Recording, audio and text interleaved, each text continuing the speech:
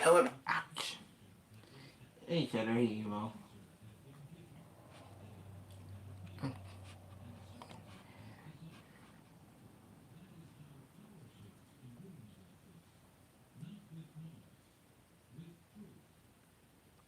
Hey, Xavier.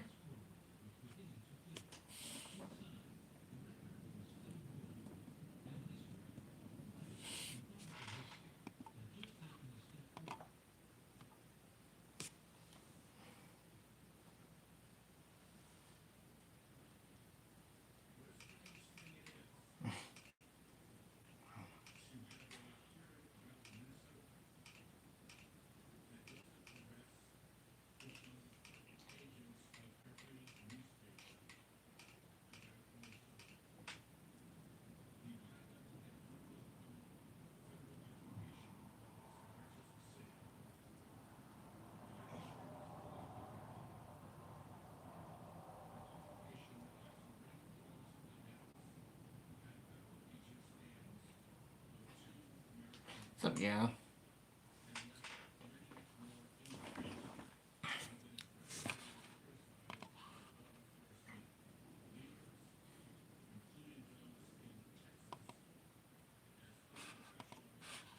God dang.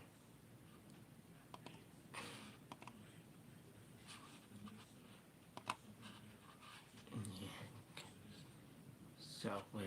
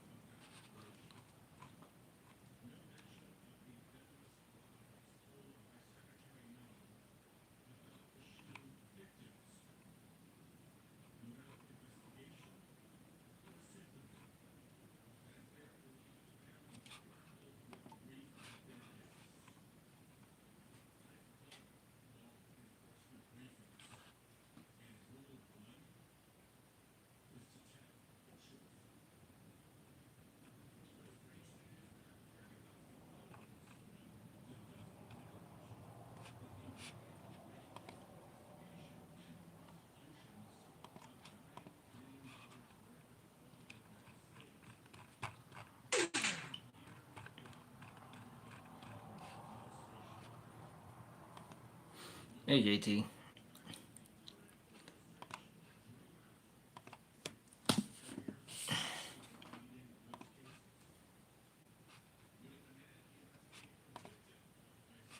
National University, the perfect school for his bachelor's degree. National University's 4-week course in Mm-hmm. Let me take this over to the clear audio someday.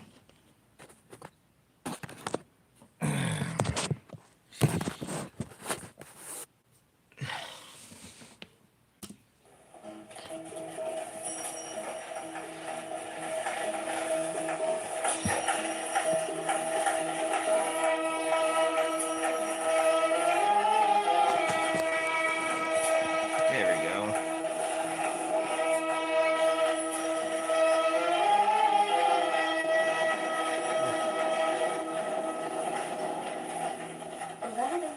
Yes, Nancy. I mean, Jasmine. Where in the world are you? I'm glad you asked me that question. I can show you the world, shining, shimmering, splendid. Tell me, princess, now when did you last let your heart decide? I can open your eyes, take you wonder by wonder, oversized wings under on a magic carpet ride. I'm sorry. So why am I today years old after so many years? It's been on YouTube. I now notice there's like a whole different split screen because you know how Billy Bob's arm is like getting out of the screen, and there's supposed to be like curtains or something right next to him. I just not realizing this.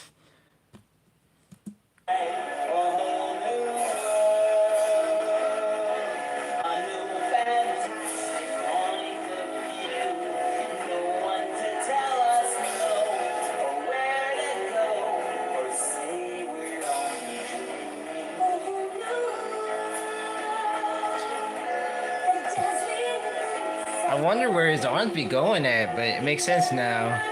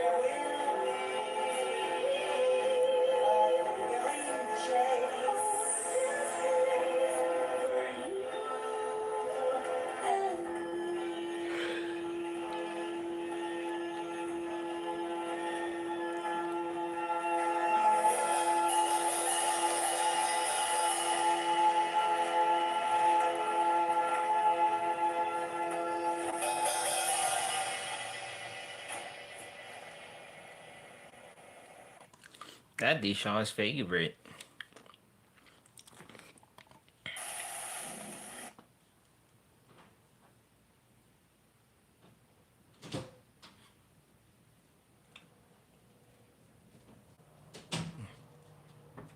Hey, Mm. what you liked about the video, the one I told you about, was it on prayer? What you thought about? About different ways people can pray about. You been praying? Mm. Oh, okay. You ain't telling me nothing not untrue. Okay. All right. Mm. Mm.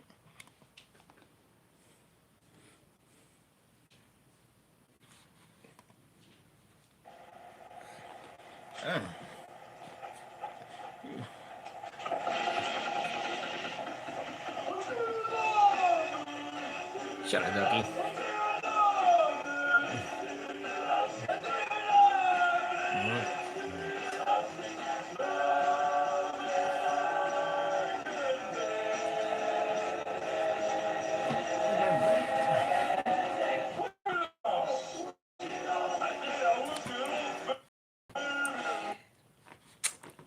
Forget you, Deshaun. Mm.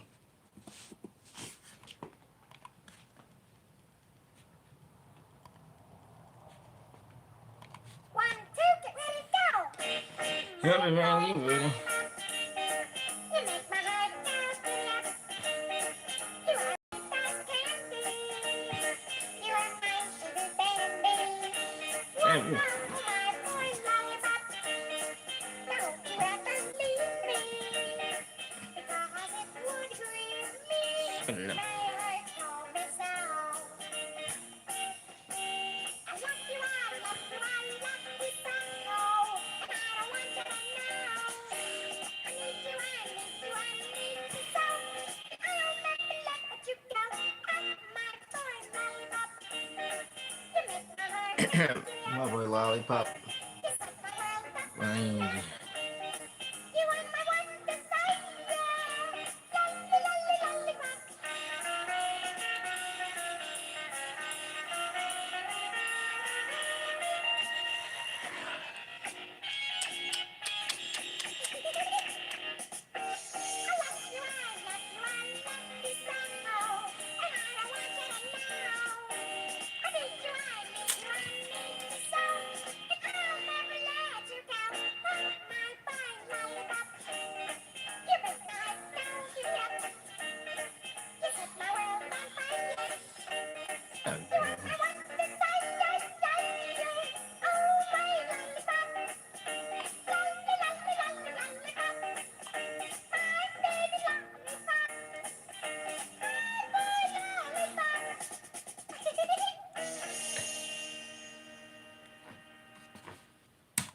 been praying on Ducky to stop having bad hot takes on here, but unfortunately, that will never happen. That was funny. That was a funny programming.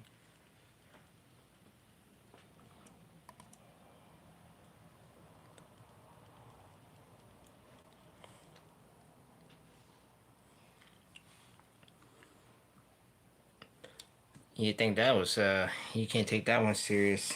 Try listen to Monique's voice of Missy. Well, she only briefly did it for Sal's birthday. And there was like a another footage out there where it was her and Sal and Aaron doing like a table read at Aaron's house over like one skit of something they were just reading scripts through.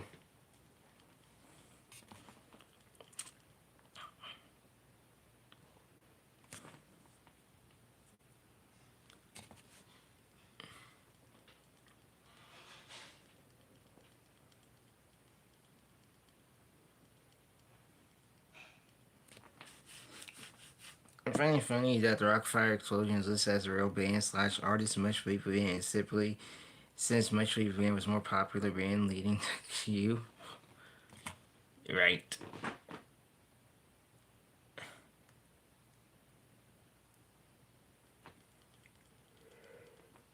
Alright.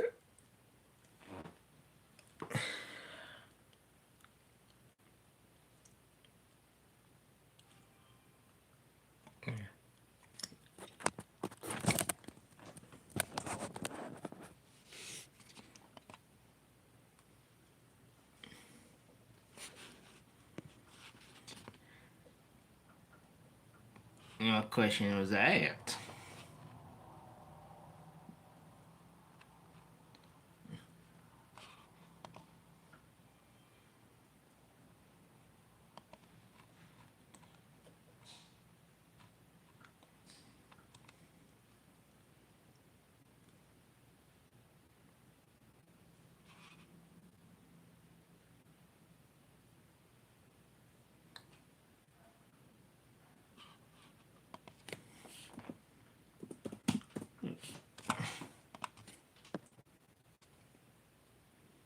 Yeah. Oh, he's 79. Dang. She only speaks briefly in Sal's birthday. She only did like one line for Misty. And that was it. So Scott and David, besides from Top Golf, which I found out earlier today that Top Golf is also a dyeing company. That's great. And supposedly there was a mission statement with Scott actually that I think is on the website. I'm not sure. But yeah, found out earlier today, from the news that David went over to Talk Golf as new CEO, and also found out that Talk Golf is it's dying. Wait, let me be more specific. Apparently, because I texted this earlier because it was in a group chat. So he was like, not dying as a business, but the brand is suffering. So the brand of Talk Golf is suffering from the over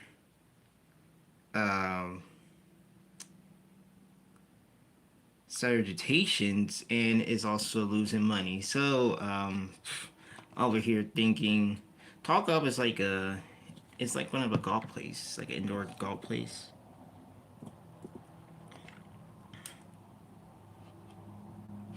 Where it's like you can book venues, sports bar, play golf. It's in some areas. I know we have one here actually. We have one here in Baton Rouge.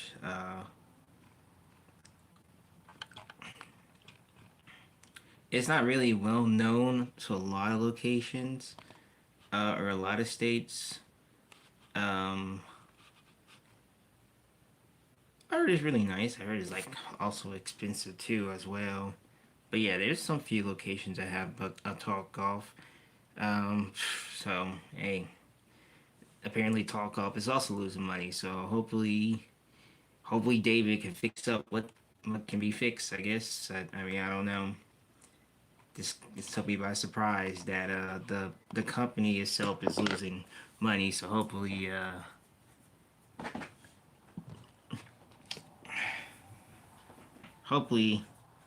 you know, it could be fixed.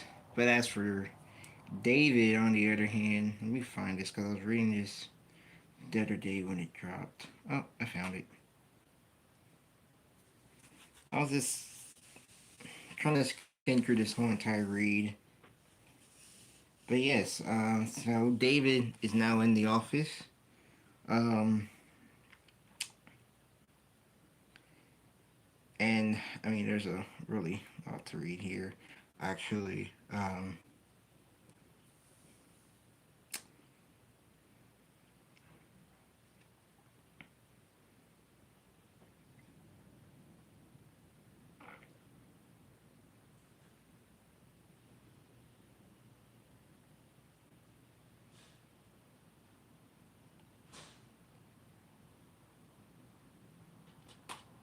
This might be. Oh, never mind.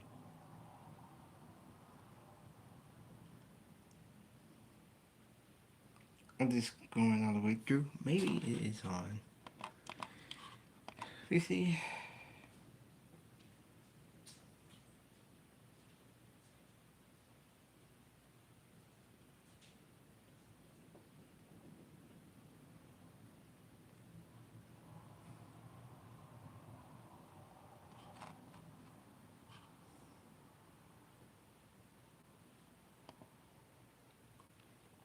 Okay, yeah, here it is. Cool. So probably some had checked it on Cheesypedia under the news format, but Scott Drake made his first statement as new CEO. At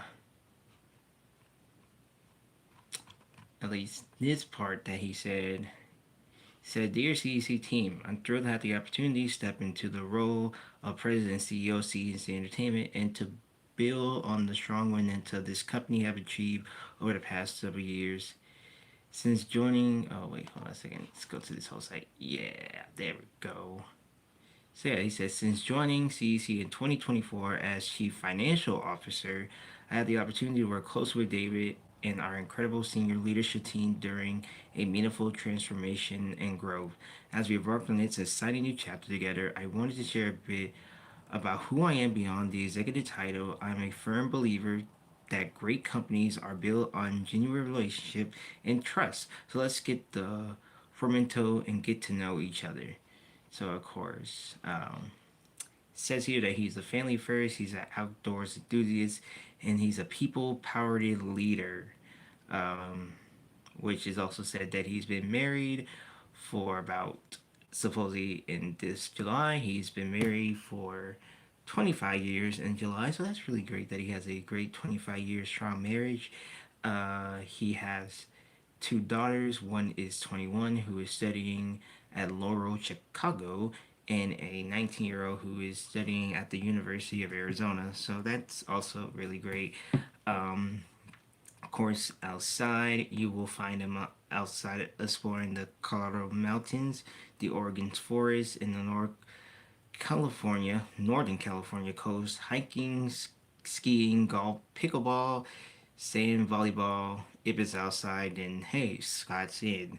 And of course, for a people powered leader, he believes the best ideas come from the group, not just one group. Our team members who interact with guests daily are the true heroes. They drive on success and make everything possible.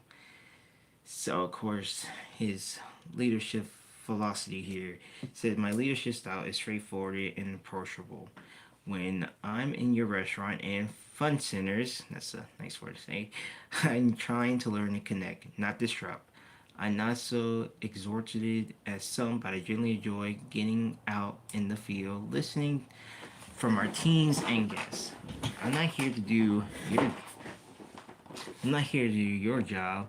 You're better at it than I'll be. My focus is uh, aligning our efforts, removing obstacles, and improving you to grow and advance. I'm all about empowering people to develop their skills and advance their careers. That's what excites me. And he also says here that a fair warning, he is terrible programmer, name street company, so bear with me. I also throw out ideas and questions. Some will be great, some won't. My dad was a long life salesman, and I heard the quote unquote word no so many times it doesn't faze me. There's always a quote unquote yes around the corner. And of course, he also talks about his various careers across branding uh, as well. Which most notable, he did work for Coca Cola, 7-Eleven, of course, in the now bankruptcy of GameStop.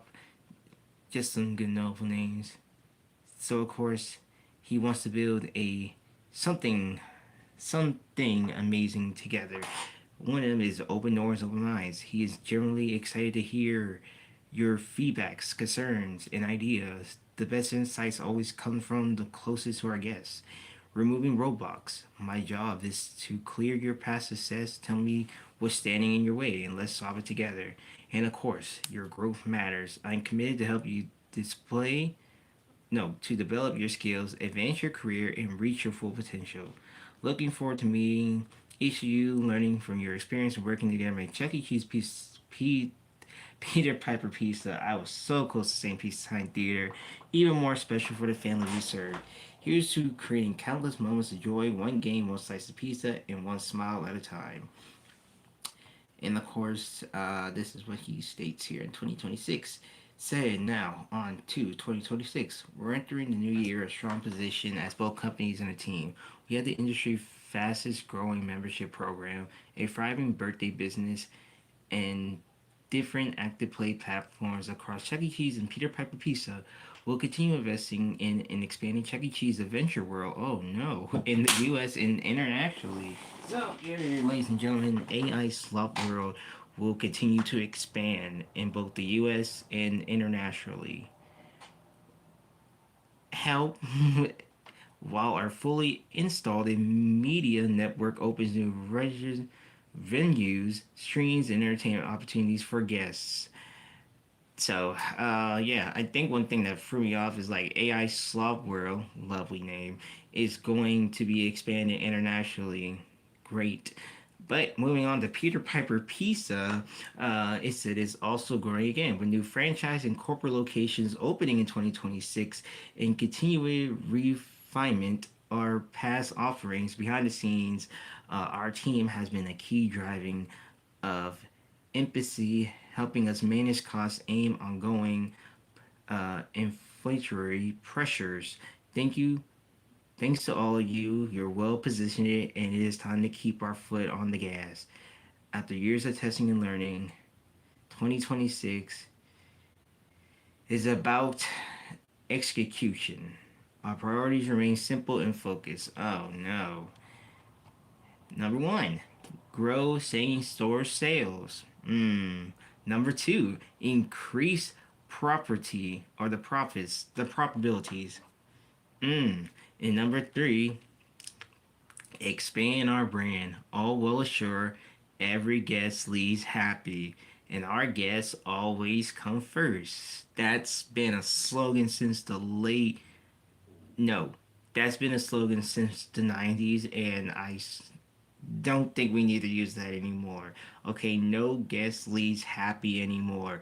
And no guests always come first. Don't pull a slogan from your old training videos and then you're gonna act like we know what you're talking about. I don't. There was recently an incident in Ohio that a fight broke down at Chuck E. Cheese. So guess what? No guest leaves happy. Shoot. No, no, no, no, no, no, no. Forget you, Nathan. Says here the economy with Kings present challenges, but our value-driven programs and innovations are what we set apart. With remodels complete, yeah, right, activity zones installed, membership driving, and new concept launches. Oh no, I wonder what they got launched in the papers. One question remained. Have we reached our peak? Oh, that's a really good question. I'm so glad you asked here. Okay, listen here, guys. With remodels complete, yeah, right. We got some new ones coming along the way. I can already feel it. Activity zones installed. Yes, of course. Put some more in stores, waste some more money, take out some more gains and rides because we don't know what we're doing anymore. What's next? Membership striving. Oh man, if only the play pass can just go away for right now. Who wants to buy enough for a play pass? Not to mention you gotta scan your QR code. Huh, okay, this is interesting. A new concept launching. Oh yes, AS we're going internationally. This is horrible. One question remained. Have we reached our peak? You did it a long time ago, and I think you need to put the fries in the put the cheesy bread in the bag. It's over with, buddy. Oh, here's the answer, guys. No way. What? No, seriously. It's like this man really just tight. Have we reached our peak? No way. You did. The 90s. That was peak. That was peak moment. Can we are we gonna die? Fuck. Okay. Okay, it says here. There is no ceiling of what we can achieve together. We're just getting started. Yeah, that's so right. We're just getting started. Uh-huh. That's true. I feel like that's a statement that everyone says, "Hey, we're just getting started." You don't say. As we execute on what we know works, like, hey, what about you guys just sell the goddamn animatronics artworks? I mean, that can work too, right? Right. Okay, anyway, here's some more. We'll stay rentless, rentless. What the fuck? In delivering great service, supporting our teams, and giving back to our community. I wonder if you can get back to us. Okay, I see what you were talking about now, Kirsten. Now here's the evidence you were saying earlier. Looking ahead, new technology and AI innovation will continue to enhance our games, entertainment, guest services, and training, shaping the future of our brand. Ladies and gentlemen, it's no surprising secret. Scott Drake is approving the AI innovation. All right, boys and girls, I think it's time for us to pack up and leave this goddamn community because honestly, you need to tell me that you're looking ahead to new technology and AI innovation.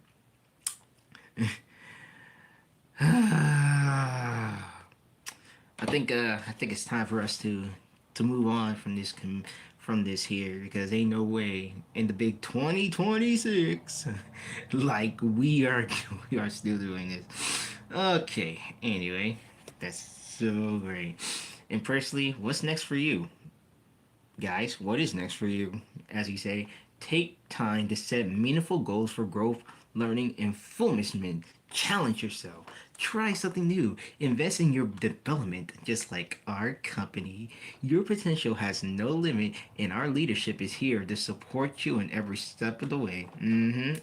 So, you see that, guys? We're supposed to take time to set meaningful goals for growth, learning, fulfillment. We gotta challenge ourselves. We gotta try something new. We gotta invest in our development, just like this company, because they have potential that has no limit, and their leadership is just like oh God. Okay. It's like god dang, bro was really excited to write this whole letter out. He probably just wrote like too many drafts in his whole sentence, bro. Like he's really excited. Stop. As we focus on growth both pers- uh, personally and as a company, staying connected matter. Continue reading for updates on the latest news, skeptical oh no, strategy. Oh man, skeptical would be a good word. Uh, Partnerships. Oh no, partnerships. Huh, interesting. And community-driven innovation shaping our momentum. All right, you know what? I'm not about to read all this. E is for entertainment. Nobody gives a goddamn care about E is entertainment. So I'm gonna skip this part here because this is just talking about the basketball team, the Harlem basketball team. So hey, That's cool. Wait, actually, no, we do gotta talk about entertainment because this has been something we've been really seeing for a long time. From original content and character storytelling, I wonder what storytelling they got, uh, to media expansion and growth licensing ecosystem that extended far beyond our four walls. The entertainment, licensing, and media team wait, what four walls? Progress is undeniable. Recent license global feature highlights how Chuck E. Cheese is evolving. What? Evolving from a venue-based brand into the global entertainment property as we approach our 50th anniversary, and it's a powerful reflection of the monument this team has built over the past 5 years. Oh yeah. Okay, so he's just linking to this interview that Melissa did.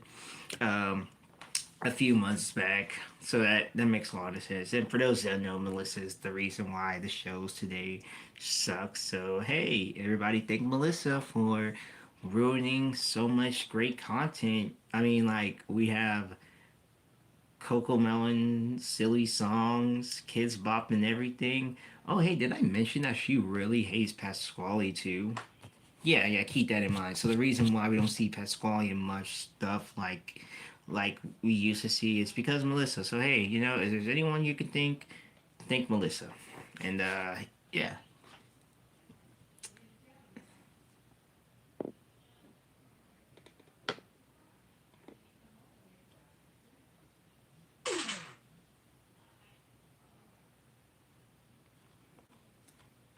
Let's see what else juicy stuff we got here. Oh yes, of course. They talk about the bobbleheads. Hall of Fame, those ugly looking stupid bobbleheads. So they talking about they relaunch a pre-sale drop of bobbleheads celebrating some of the Chucky's classic and retro styles. It's a fun nod to our history as we build towards a 50th anniversary. So keep an eye out for more exciting announcements ahead. All right, that's cool. Those stupid ugly bobbleheads. Um,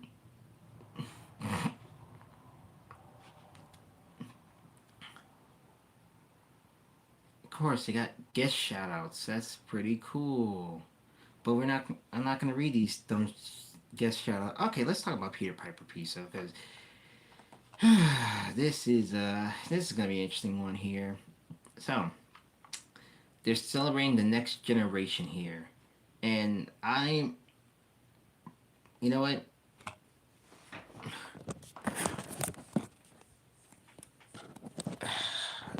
Oops. Look at it.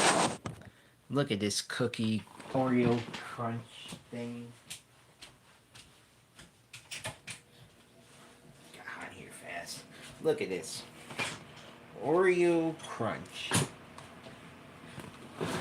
It's the newest thing at Peter Piper's Pizza.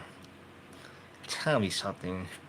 Would you go out on a diabetes case to go buy or try this crazy thing?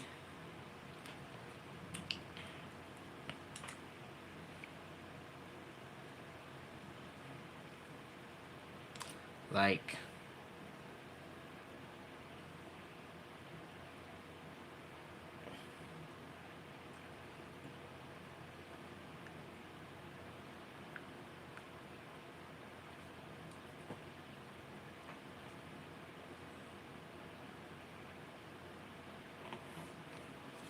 I feel like we just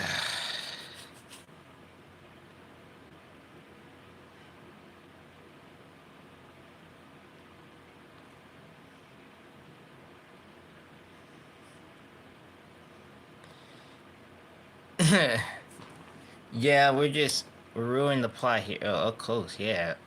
They're running out of ideas. They're really running out of ideas. Yes, they do have their own ticket blaster too, yeah, which is pretty interesting.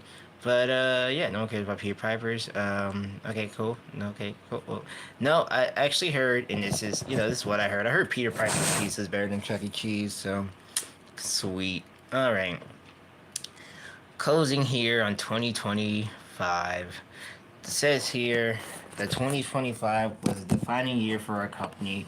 We delivered meaningful progress across the system, from remodels and active play zones to the launch of Chuck's Arcades to the introduction of I mean Adventure World, and continued international growth. And that monument is being recognized across the industry including a recent Fast Company feature highlight of our evolution.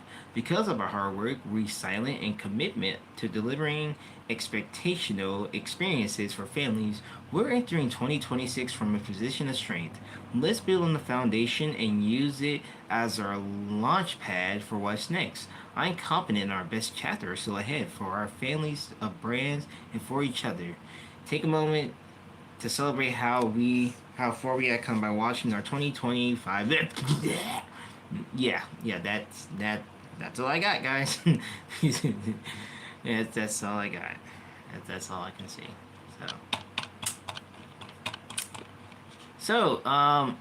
What I think of Scott Drake? Yeah, I still think he's still gonna carry down the company too.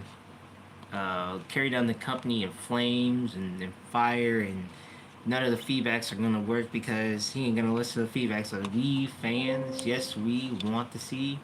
So yeah, amazing. And this saw your comment too here, Chatter. I'm gonna read it here. This is from when did I post this? Oh, 6 days ago about the note thing. Like this right here. He said, "Good mesh scenario. David has served us here at Chuck E. Cheese well for the past 6 years. He's been a part of the company with his ideas, and we wish David the best on his move. Bad mesh scenario. Good riddance to that bozo. He messed up our company by continuing the expansion as stores, remodels. We wish the David the worst. Bye bye, suckers." Yeah, that makes a lot of sense. Yeah, he'll give us more AI slop, which I think explains why the store, the Chuck E. Cheese online store, is going temporary down beginning of March 1st. And I swear, if they give us AI slop for like shirts and whatever, oh no, bro, it's over with from here. Now, yeah, if they actually give us like that type of stuff, that'd be horrible. At this point, damn, Ducky's not in here. But at this point, where do we go from here? Where do we go from here?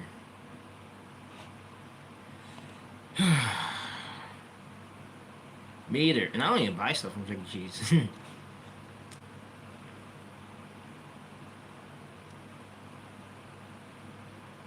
Yeah, we're gonna be fucked. When you go over here, home is where the heart is. That's true, Jasper. My home is where the pizza is. Yeah, you're right, guys. We're so fucked. No, we're not. And it just puzzled my mind. Like, you have these opportunities to just fix what was broken. But dang, bro, come on, man. It's never too late to fix what's broken.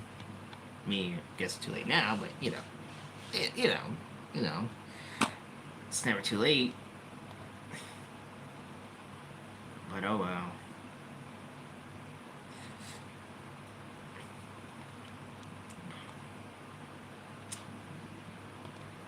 Speaking of animatronics, though, I finally finished editing a few bits.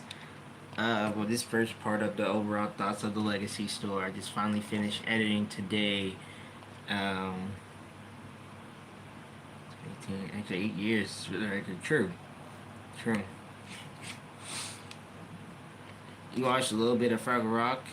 I have not seen the original series in such a long time. I watched the animated series. I watched a little bit of it, but I need to watch the recent special, the holiday special. I'm like months late into that, and I have it on my Fire Stick. I just never get a chance to like fully watch it yet. But I seen that, and I seen I seen that and seen the reboot and the other special. But yeah, I gotta watch the recent special. I'm just so behind on so much stuff.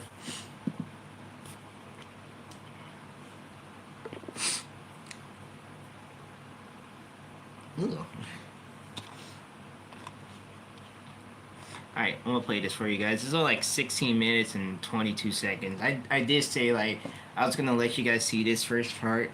So this is all I got so far. I gotta redo the second part of the video, but here's the first bit that I was showing a lot on stream, and I just finally finished it today. Alright.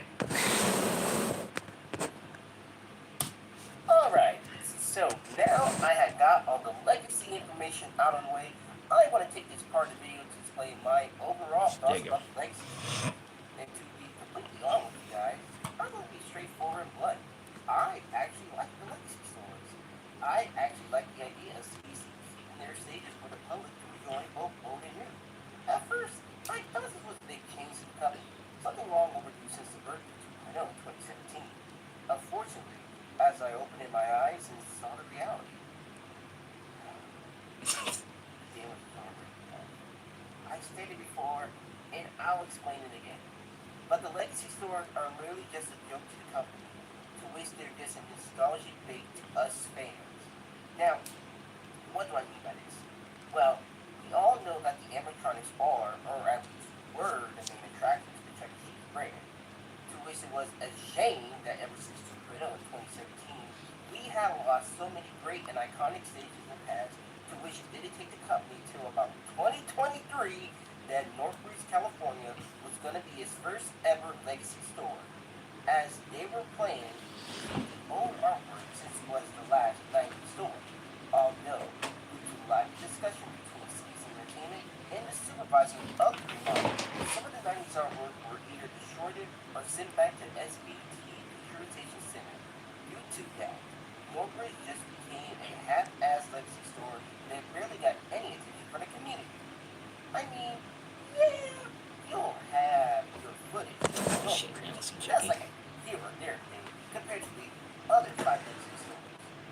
But my only complaint when it comes to Northbridge is, well, obvious. They could have kept the original 90s artwork and the Chucky statues in their original spots. Basically, keeping the showroom as its original format with the addition of the video wall and the dance floor, and along with other parts of the store. As could be a Happy 2.0 and kept most of the 90s decor. Plus, also not to mention as well, despite the fact that they got Jasper with the Westview Jasper mask, and obviously looking ugly along with Chucky's ideas. But that's the story for another day. Hopefully not. Moving on to the East Coast, we're going to discuss our second legacy store, Manurick, New York. Despite this choice being the second legacy store, to which I firmly believe was publicity stuff for the company to get fans in the song, especially from the survey of that particular year. But besides all that, the only good thing that came out of this location that unlike Northbridge, the Phase Street artworks are still intact in the store. As another thing that Inuit has, or which the other legacy store got, is that the store plays a throwback Thursday show taste, which basically means the store will play various original vintage songs and intermissions straight from the vaults every Thursday night.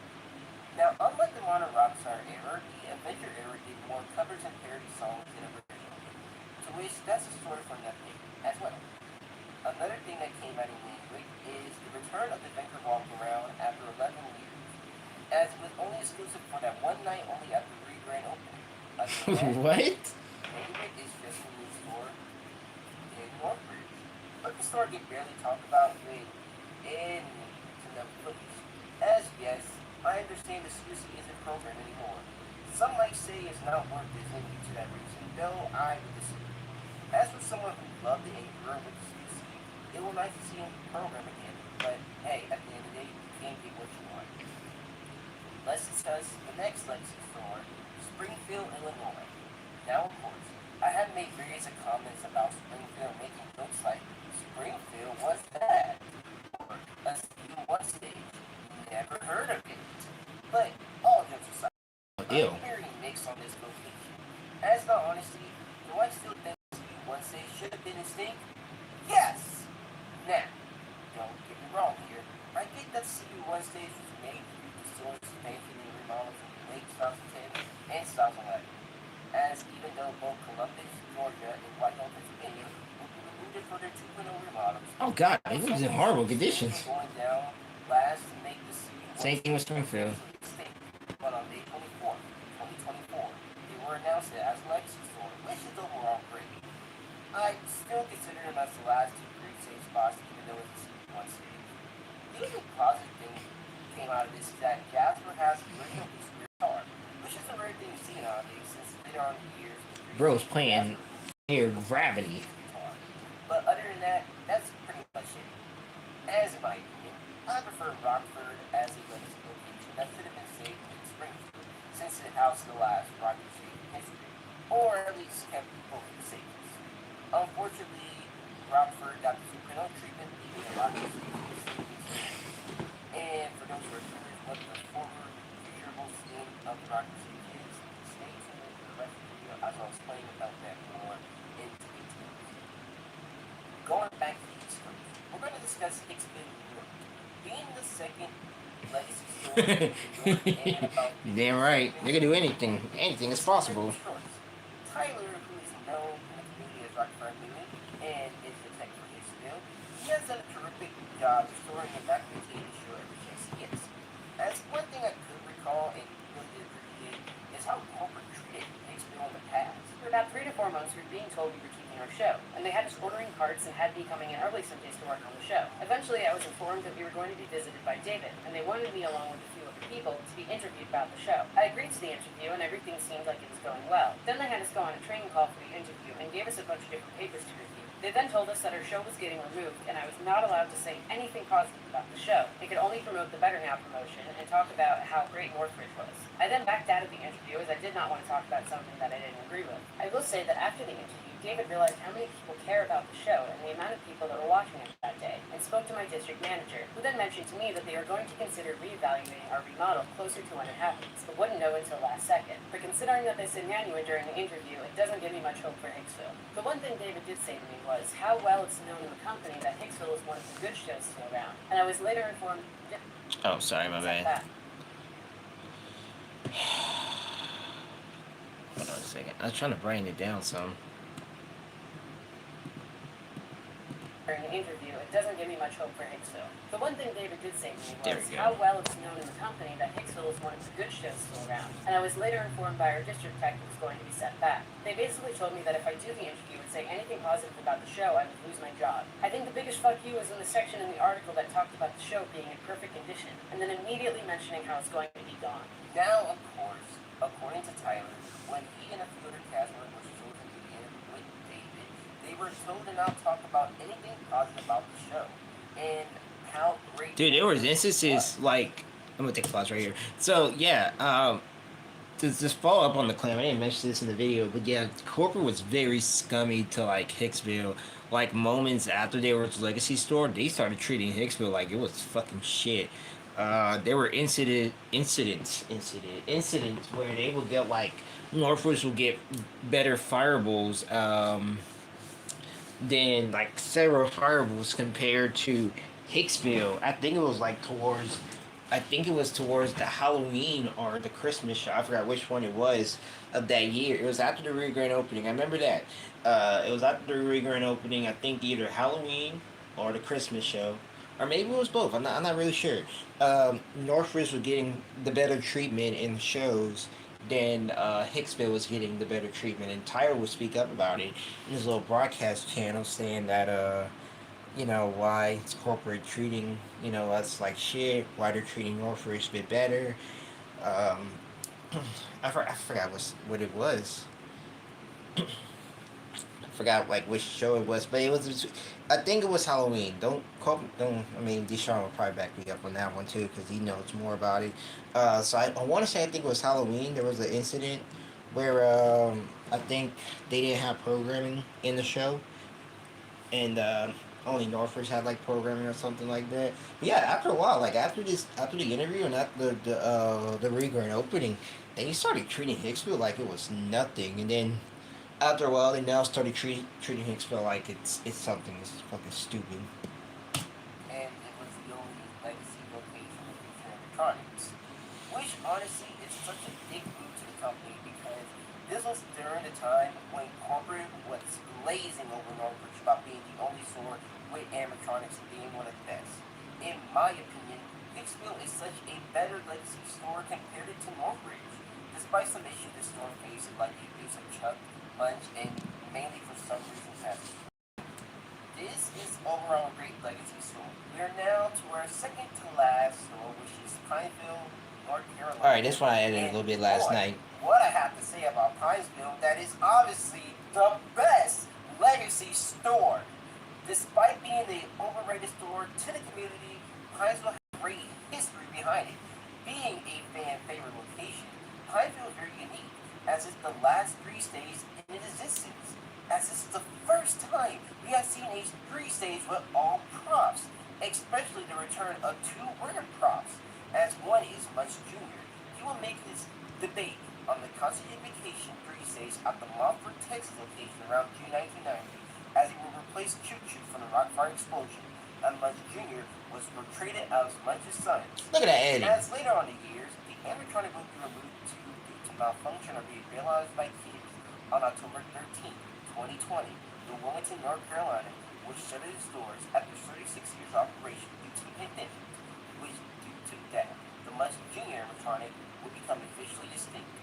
As a year prior, 2019, Munch Jr. will make his first ever puppet appearance in the holiday song Zordo Dorba is Coming Tonight, as it was portrayed as one of Munch's siblings.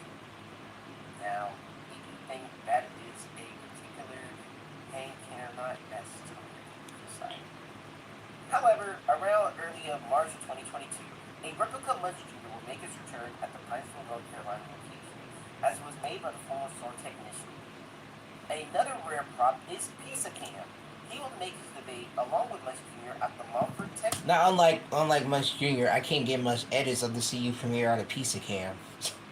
So I have to like do that little. I think there was 2 clips of him. I want to say. I think there were like 2 break clips I can find in Pizza Cam in the CU demo thing. I was like, that going to the next one. Store around 1990. Look at him with the spring, the Looney Springs. Just like Munch Jr., he will also get removed later on in the year due to malfunction.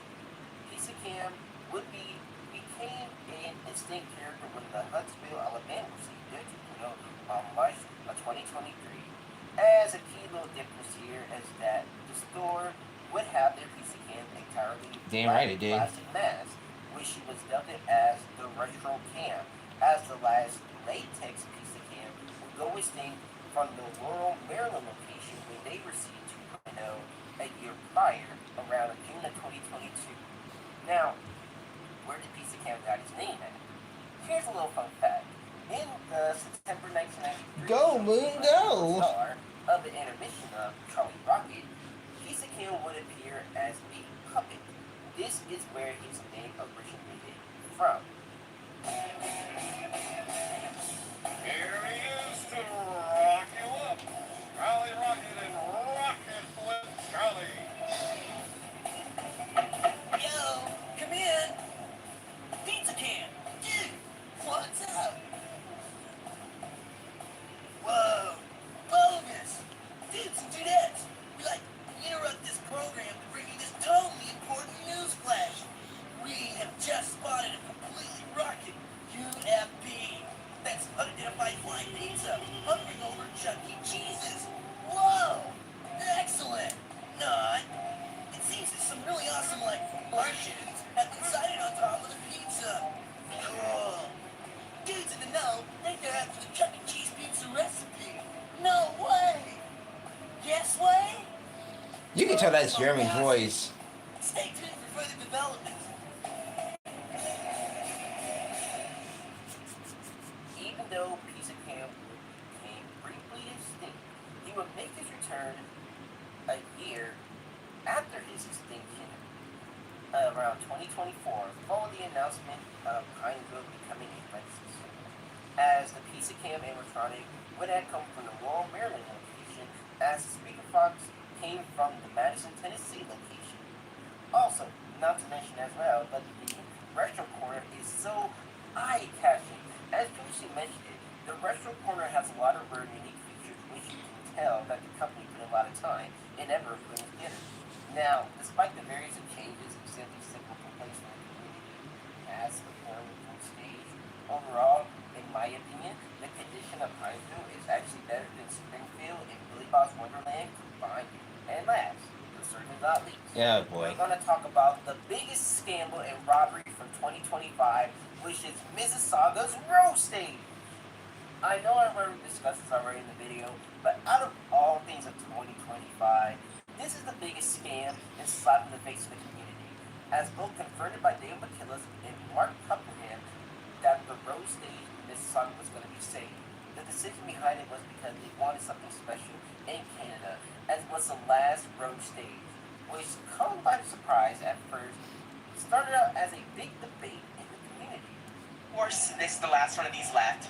And the big debate in the fandom right now is whether Chuck E. Cheese should make this the 6th legacy store, or they should make a Studio C Alpha the 6th legacy store, or they should stop at 5 legacy stores. Now, everybody has different opinions on that. Feel free to state your case in the comment section as long as you keep it civil. So everybody has a different opinion on that, about what this should be done. Some people want this to be saved, and some people think this should be taken out. Now, Mark Kupferman, who works at the Chuck E. Cheese executive offices, has commented on this. He says there are currently no plans to make this or any other stage legacy No store plans. content with 5. So it's unlikely, but it's not impossible until it's ripped out. So you never know. This is a definitely important piece of history. However, Mark also, this is important to mention, he has confirmed that a copy of every single stage is saved, which includes the road stage. And we know that the road stage that was saved was the one on Albemarle Road in Charlotte. So that was saved. So there is a copy of this saved, even if they don't save this in store. But if they don't save this, then that'll be it for road stages until they decide what they're going to do with that one in storage. Now, of course, when it comes to road stage, it's such an iconic and uncommon stage. Most road stages in place like right here. The decision that came to Mississauga Stage was a bit skeptical due to the horrible conditions, but it did seem like a good opportunity for a future legacy location. At least, that is what we had thought. Thanks to poor corporate efforts and the getting involved. Now, despite the controversy, Mark Kupferman, which I'll explain and cover a little bit later on in this video, this situation could have, should have, been handled better. For example, one of those 2 stage spots could have made a great opportunity for the times, or at least just for greater parts. This road stage spots are somebody who's great. Along with the statement, Mark also confirmed that there are some Sega shows in the warehouse at the SBT Visualization Center. Though not much information is known how long it is taking various shows, but it's been fully known in the community for years now. But with Mark's idea of putting the road stage was such a dumb idea, as it was generally a real slap in the face to Yul Kim herself, especially since she came up with the idea of the road stage itself, and seeing her creation being officially distinct is the biggest scam out of 2025. Willowdale, on the other hand, doesn't deserve to be a legacy store in general, as in my honest opinion, I don't think Canada needed legacy stores in general after this biggest scandal happened. It was alright with fun. Hey. As the addition of Willowdale stage isn't that great. As you can tell, the text did not put much time and effort in putting characters on the show. The only good thing out of it is the Rush Corn. It isn't retro enough, so I don't know why corporate thought it was a really good idea to put it. Besides the fact having a decent theater set that been there since 1983. That's the only pro about it. Other than that, Willowdale is just a poor choice of being a legacy store. It makes Northridge look 10 times better without having all the 90s all over before. Yep, that's pretty much all I got so far. I got I'm redoing the second part of the video. That's gonna like include it all in together. Then I might just save that up. Gotta retype that second part of the script. So yeah, that's what I got so far.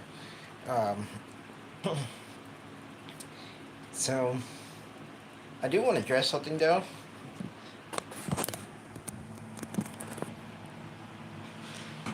No. That part is finished actually. This is the part where I talk.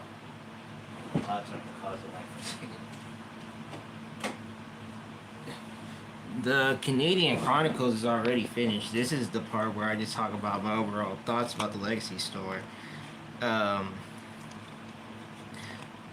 But that's just. I'm saying it. But yeah, that part's finished. This is just a different part of the video that I'm on right now, which I did the recordings of, but I'm gonna I gotta redo the second part again of the second part of the script. I mean, but yeah, I want to talk about that spring cleaning. I'm addressing more in the video too, because I feel like, and this might tie in. This also might tie in with the Chuck's Arcade bit. I think I want to say. I don't know where I'm gonna tie this in at, but yeah. It's not too late to fix the damage, I guess.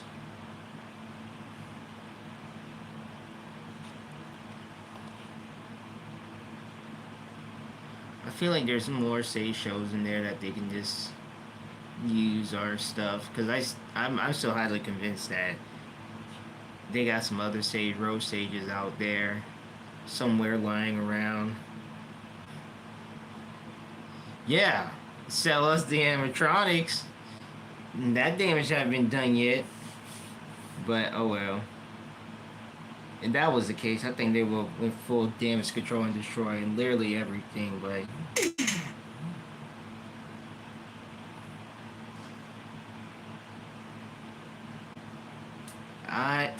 right, buddy, right.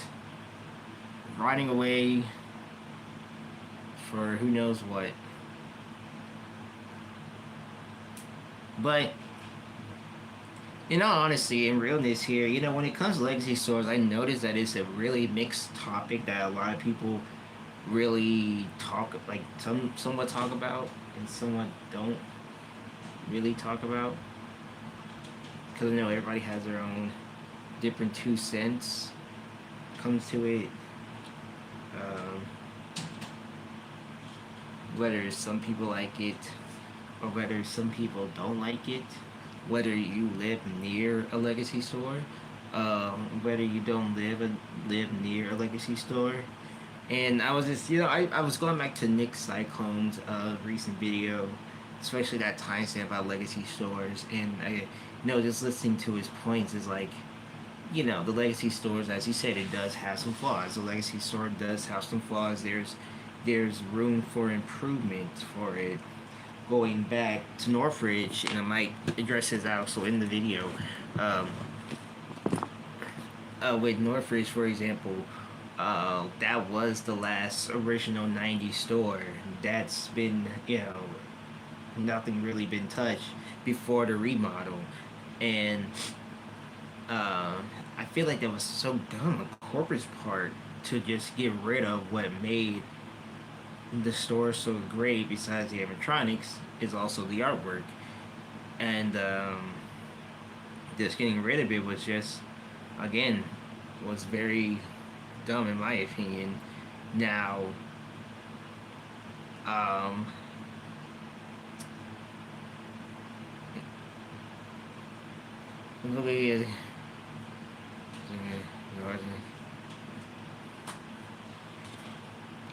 right.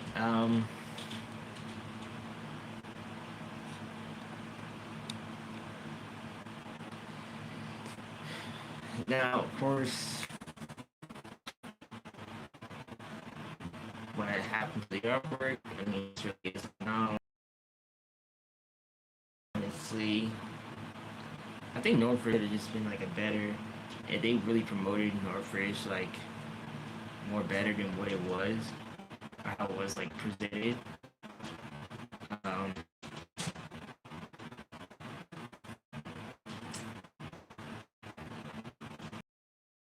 I like the other choices too, which also make that, the only 2 like favorite choice like stores, which is obvious.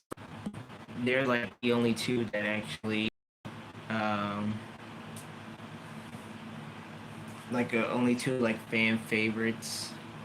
They're like the only 2 fan favorites legacy stores that people would talk to about legacy stores. And then of course you have like the other options of legacy stores.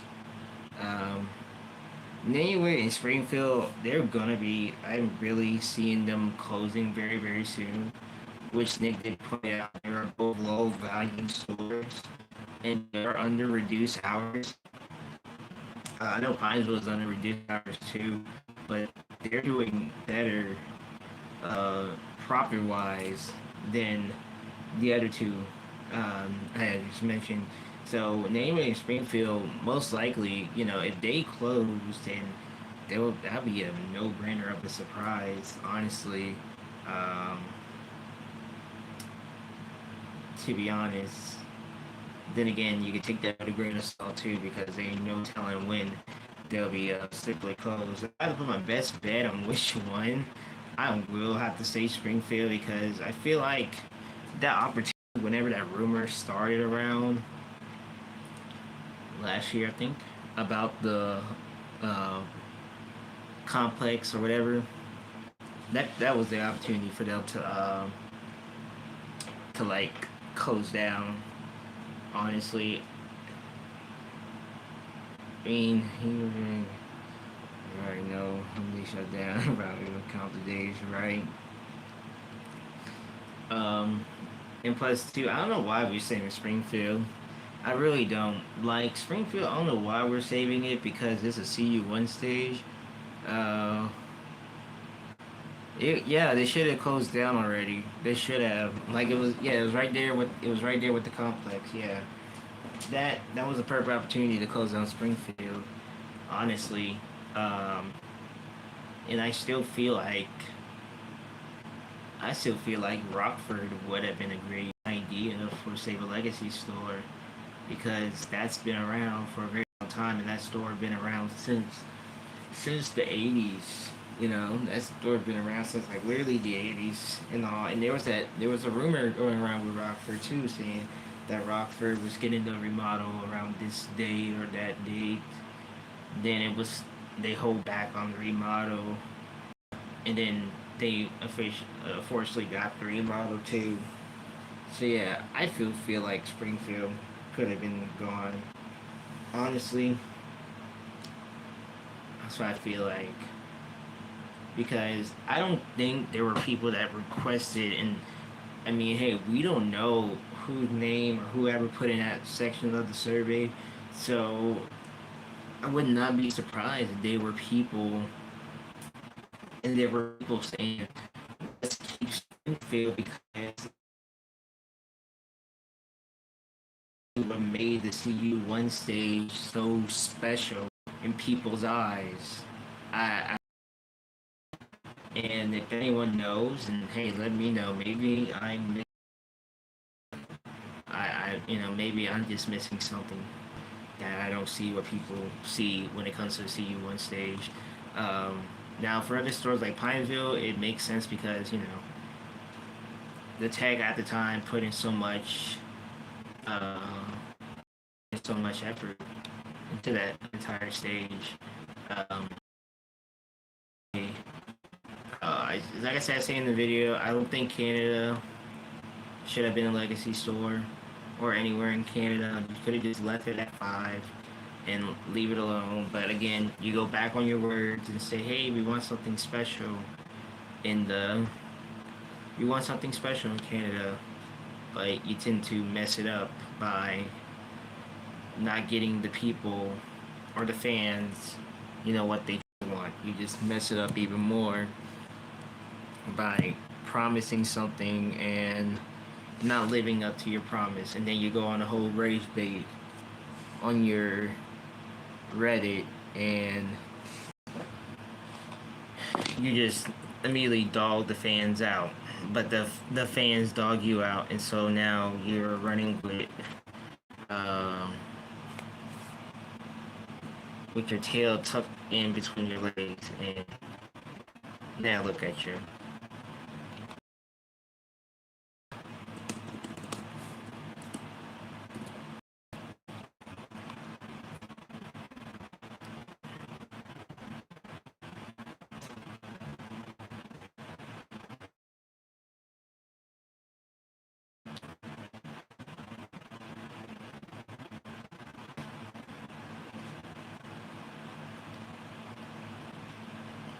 Add this in here.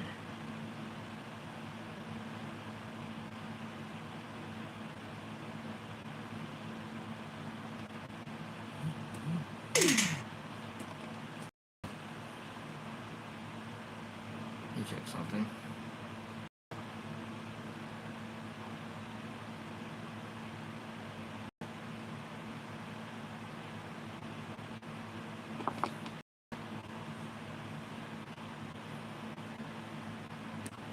True. I guess I gotta change my password then.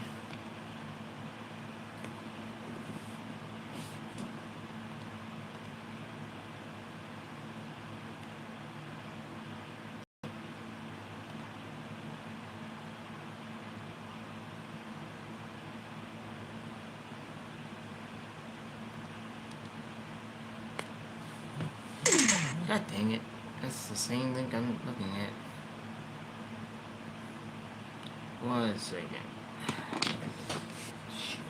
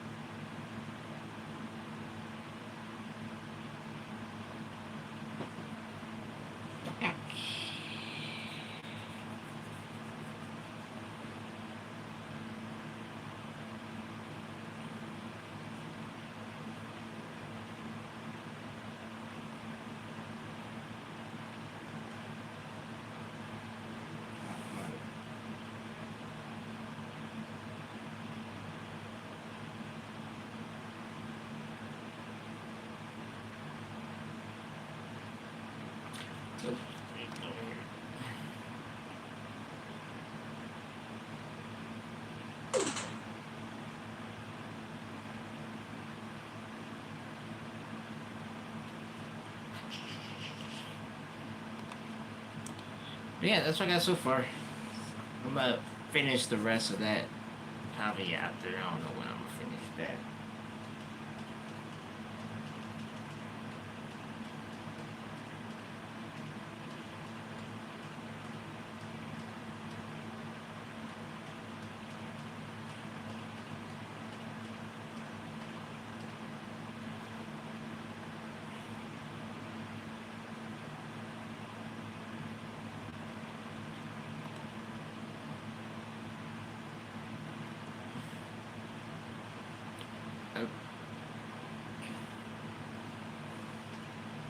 Okay, but other than that, there.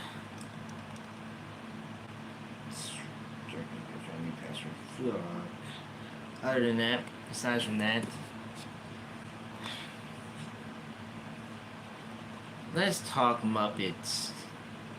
Because this is a very special month indeed. As of Monday, this past Monday, Muppet Treasure Island just hit its 30th anniversary, and honestly, it's a very cult classic movie film. That was my first introduction to the Muppets. That and the Muppets Wizard of Oz, both 2 DVDs, was my first introduction to these characters. It's not better than Christmas Carol, I can tell you that. It's not like, okay, it's better than Christmas Carol, you know, this type of stuff. It had its flaws moments. It's very not known. Talk about, no, the show did not get picked up yet. No, it didn't get picked up yet. No, not yet, not yet. But when it does get picked up, we'll run it back around. But not right now, dude. We're still waiting. Yeah, Muppet Treasure Island is one of this. This is under the Muppets Disney Renaissance era. This is the second film that Disney produced it and released to theaters. Like I said, it's not like a big cult classic. It's kind of like very underrated when it comes to like Muppets 90s film. It's one of those other adaptational films that the Muppets try to do, you know, to stay relevant and stuff. Like I said, it has its funny moments. Some of the songs are great. Tim Curry has actually played a really good role of a bad guy character, and I gotta say, Tim Curry carry every freaking scene. Shut up, Deshaun. Carry every scene whatsoever. And Deshaun, we were getting there. If you shut up. We were getting there. We had to put a brief summary or brief introduction for it. Yes, it's not better than Christmas Carol, but it's still good in its own right. Yes, depending on how you see the film and stuff, and all. So without further to do, you can thank Deshaun for ruining this moment here. We're going to watch the Nostalgia Critic reviewing one of the most Muppet cinematic masterpiece of, well, not gonna say of all time, but one of the Muppets 90s films, and which was a lot better than Muppet from Space, I can tell you that, guys. Muppet Treasure Island.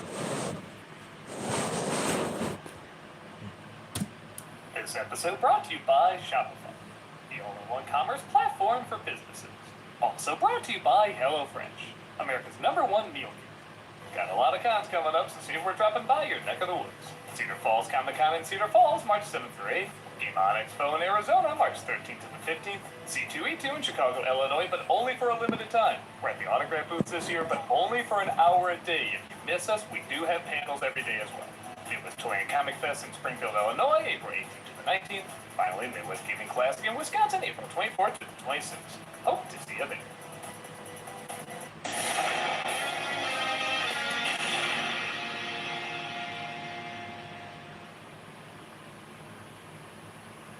Hello, I'm the nostalgia guy. Remember it so you don't have to.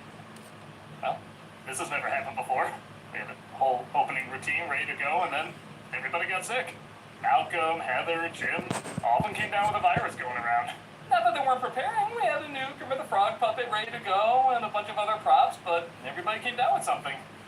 So, I'm entertainment reporter supposed to be Heather, and I'm here on the set of the new Muppet Show with its host, Kermit the Frog. Hello, supposed to be. It's nice to have you here. I understand, Kermit. You're having celebrity guests you've worked with before. That's true, supposed to be. In fact, we have Sean Combs. Yeah, I'm realizing why this won't work. Let's just go with the review.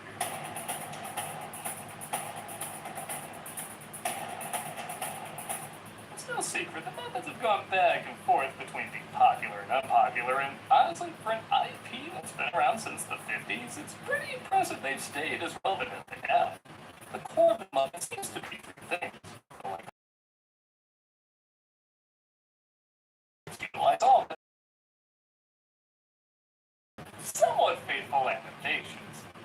Christmas Carol became a classic for many, and Muppet Treasure Island is a bit more. It did well when it came out, but it's not really talked about as much, and they never did another big screen adaptation after. The reception was also kind of mixed, with some people liking the swashbuckling adventure, and others have found it not awful, just underwhelming.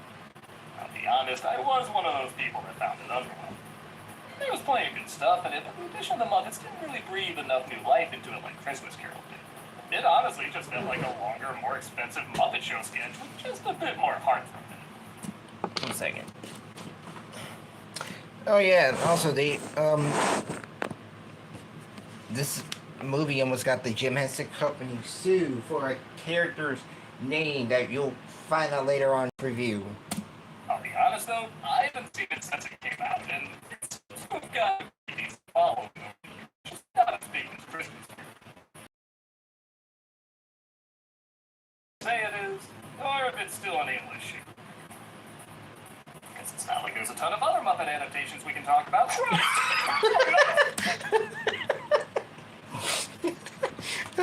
I see. One more time. And say it is, or if it's still an English shoe. Because it's not like there's a ton of other Muppet adaptations we can talk about. If he over here, Lord, let me tell you something. Yes, he nearly got sued. Yeah, that's a. Hey, look, people are sleeping on the Muppets visual rise. I'm hoping he reviews it someday. Christ, have I been through enough? Let's take a look at Muppet Treasure Island. Woo! The film starts on a literal high note as they have, honestly, kind of a badass opening number.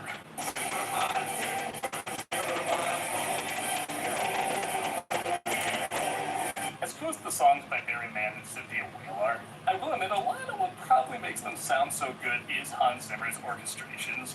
It doesn't matter if it's Bruckheimer Pirates or Sock Puppet Pirates, he's giving the exact same amount of effort.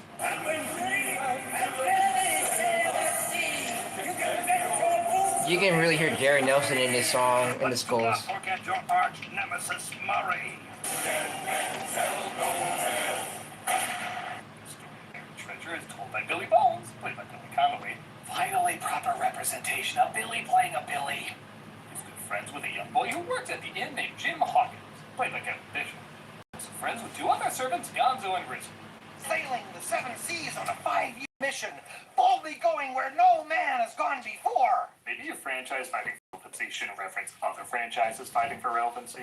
Right. Boys, when you're finished here, you can go and clean up in the kitchen. I left some table scraps in there for your supper. Jennifer Saunders plays the owner, Mrs. Bloomeridge, who I kind of go back and forth on. Miss Carol, there's not that many humans or celebrities in this, and when they are on screen, they play the roles, for the most part, pretty great. Yeah, we'll get to him in a minute. So, When Rob was still the background character and have a voice yet, actually, and this is also 1996. So, ironically, but we're not there yet. I think this came before Muppets Tonight, and hey, yeah, this came from Muppets Tonight. So, this is way before Bill Beretta took over the voice of Rolf and the performance of Rolf, because during Muppets Tonight, we finally get to hear say one little snippet line, but in Muppet Treasure Island and Christmas Carol, unfortunately, Rolf is still the background character, which is kind of like see Rolf in a few scenes, even though he's not really in much in the, later on in the movie. But that's besides the point. At least he's still around today. for laugh similar to, like I said, an extended adventure sketch. You can confuse the tone of it. It's not entertaining to watch. You forgot to put out the lantern. If you forget that again, scraps for a week. She's like if Grimer Wormtongue was Mrs. Doubtfire. It's pretty great. The sets can be enjoyably exaggerated and distorted too, which often distracts from how exposition-y Jim's dialogue is half the time. I just wanted to see like my father did. He was my age when he sailed to China. He ran back and first mate. I'm an orphan. I've got no family. Sheesh, Rizzo, does he have to take a memento? Why does he tell us this every night? Pro plan. Fuel the adventure. Fuel the chase. Fuel the moment. Sorry, puppies. And honestly, I know this kid is trying, but the script writes Hawkins way too generic. I wish my life were more like one of Captain Bond's adventures. Sailing the high seas and searching for buried treasure. It makes me realize more how much effort they put into his character in Treasure Planet because, man, he sounds like the swashbuckling version of the kids from Reefer Madness. Navigating my father's old Just wait till you hear his singing voice. Of silver sweet.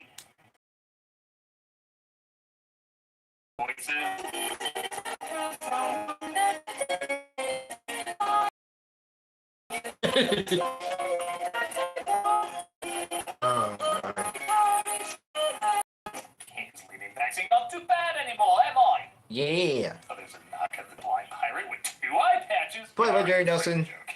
Gives Billy Bones the black spot, which is a pirate's death sentence. Fearing his time is at end, he gives Jim the map to find the buried treasure he discussed earlier.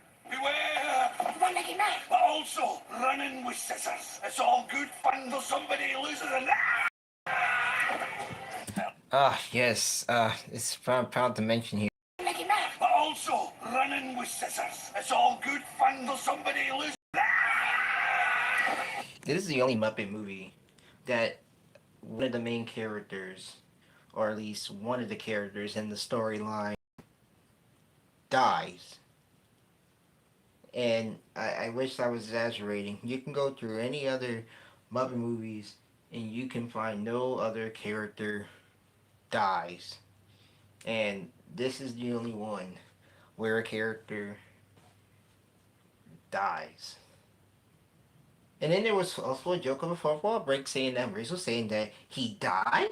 It is supposed to be a kids movie, so look, this is a kids movie, alright. But hey, look, it's Disney too. That's another thing about Disney. Disney is not afraid to show deaths in kids movies. Look at The Lion King, for example. But yeah, he's the only guy who dies in a Muppet movie, and it's the only Muppet movie that a character dies in. And it was the 90s, it was a difficult time.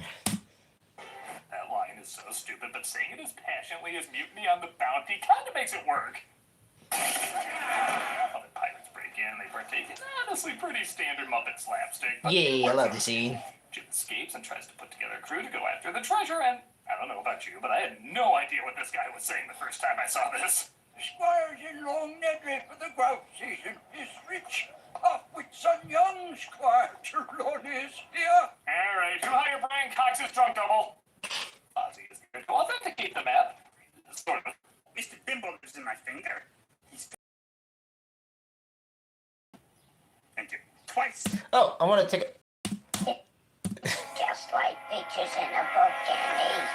And he ends up financing the voyage, complete with hecklers. Here we are. Gotta say, I was waiting till I see never seen a father or any other friend character. Well, it could be worse. We could be stuck in the audience. You know, I do wonder how much all of these wouldn't exist without these two. Mm. In the movie, the ship's cook named Long John Silver. Woohoo! Look what a cannibal took off me.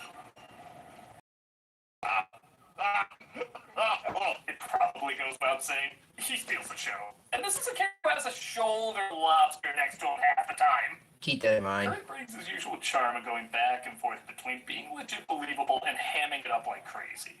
With a character like Silver, though, especially Silver in a movie starring Muppets, it is absolutely the perfect tone. Silver is supposed to have a lust for life, even though he's technically the villain. And you can't pretend Tim Curry doesn't master all of that.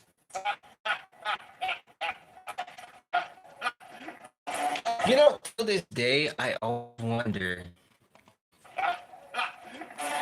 how did they master that particular scene? Because ain't no way you're gonna tell me that his leg was literally cut off.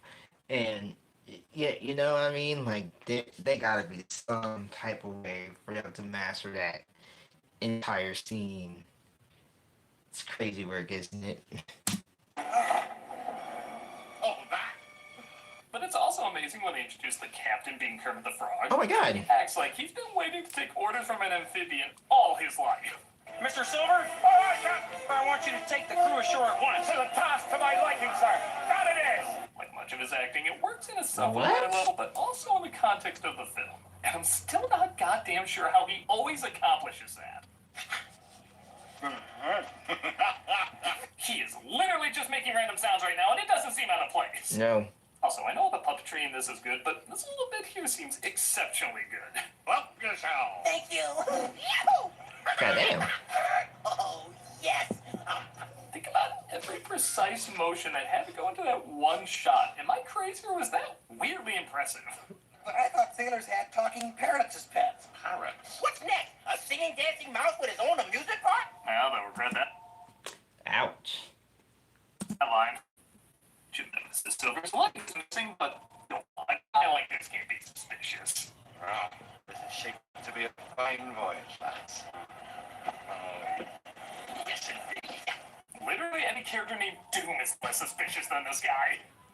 I just knew I was partaking. In this case, not singing. Oh my god, can we bunch up castrated Oliver? I'll make it always be just like a family. Tim Curry really is cinematic bacon. Yeah, to anything, it's approved. True. There's a few good jokes, like the roll call involving a ton of people's weird pirate names. Old dog. Okay, so a little note here on Frank Gall's performance and stuff. So again, this is also the late '90s, so this is like what 6 years after. So this is the first ever film.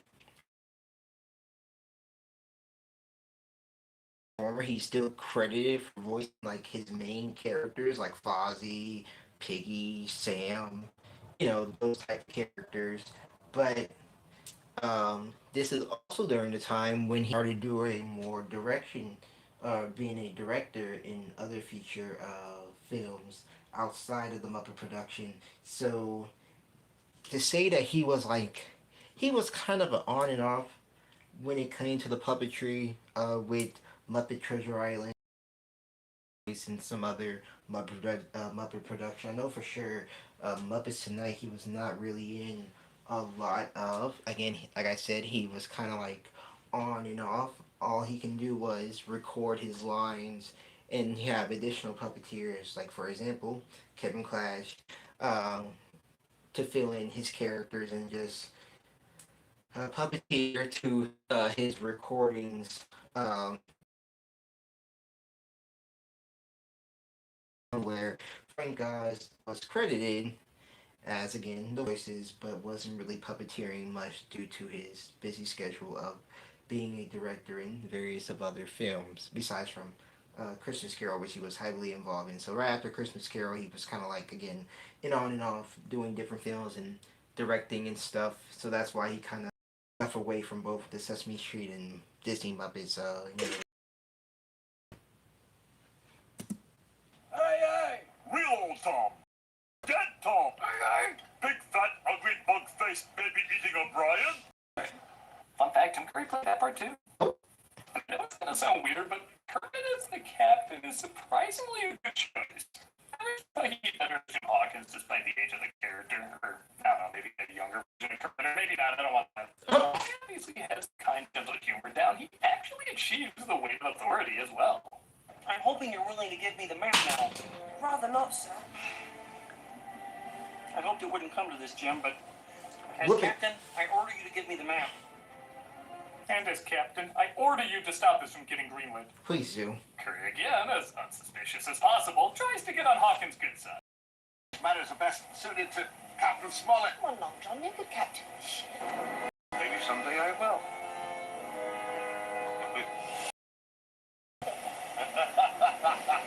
Not since Padme said Anakin would be a good babysitter if I felt so trusting. This may be the last ad you ever see. Because with the free ad block extension from Blah. There I am, online shopping. Oh no. Bad film. But wait, is food still a thing? Yeah, I guess it is. Better get out my wallet to go out and get it. Oh, there it goes again. No. But wait a minute, there's HelloFresh. Because nothing hits Blah like blah blah home blah cooking. blah. Back to the For film. $44.99 value on your third box. Jeez. Offer valid while supplies last. Free meals applied as discount on first box. New subscribers only. Varies by plan. Stop showing me. The ad's over. The weather at sea starts to drive the crew mad, starting the song that doesn't really do anything for me, but I guess everybody who grew up with it loves the hell out of. Guys, it's the 2020 song that people were singing back in COVID days. So guess what? People may not like this song 30 years ago, but about 2020. And it's honestly the best song. Alright, I can accept this as an our generation spam sketch. Silver tricks Sam Eagle to inspecting lifeboats literally at sea to make sure they work okay. Cast me off, Mr. Silver. Is there anything I can hold for you? My keys, of course. It's a funny bit, but I realize I have never seen the legs of this character, and it kind of disturbs me. It looks like what they did to that person at the end of Freaks. Just something about it doesn't seem right. Silver takes the keys and uses it to set his pirate pals free, allowing them to get the man and kidnap Jim to go get the treasure. We're nothing but murdering pirates. Pirates! Pirates. Whenever they make a biopic of this guy, I hope we have the technology to make every internet meme in the world play him. Silver sings a song about being a pirate, and even when he's not singing, somehow he still has to be the center of attention. Damn right. See you later. Show him he's practicing. I'm not complaining. That's a good song though. Kermit and the others arrive to rescue Jim, however, they get captured themselves. Howdy, fools, stinky, froggy man and friends. I am Bat-Am. Yep, okay, here it is. That's the character I was talking about. Howdy, fools. So this character here, Am, as Inkling, so apparently, yeah, believe it or not, but the Jim Henson Company literally, almost at least got it sued because of this character's name, actually, and again, kind of crazy to think about. So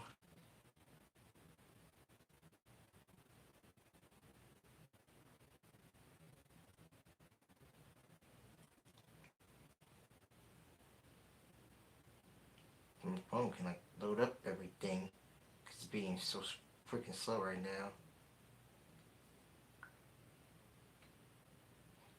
1 second.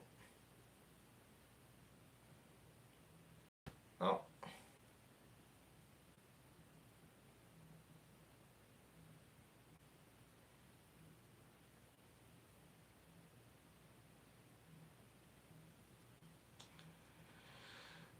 say today, phone. That's all I want to ask you.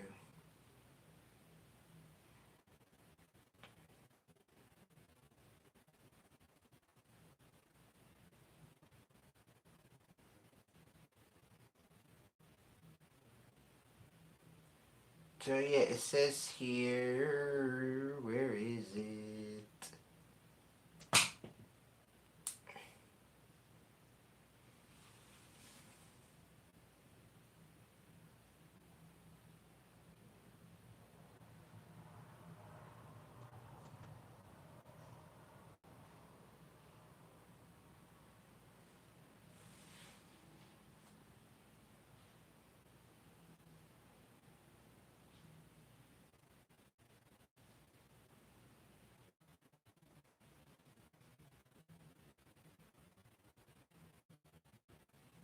Oh, so it's not about pretty. Okay, yeah, stay on super because it's characters in. Okay. Icky Funky Man and friends, I am.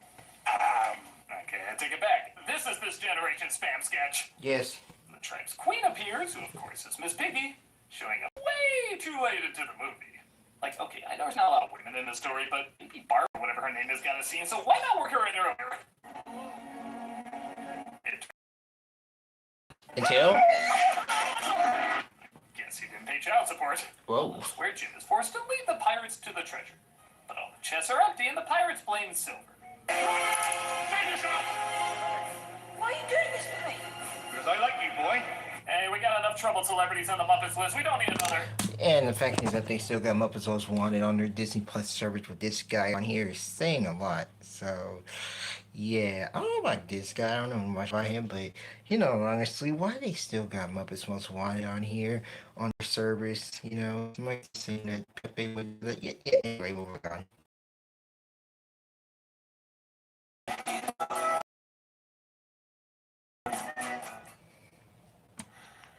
Listen to me. I was only 5 years old. Jim makes a run for it and back to the tribe. Oh, that guy. Well,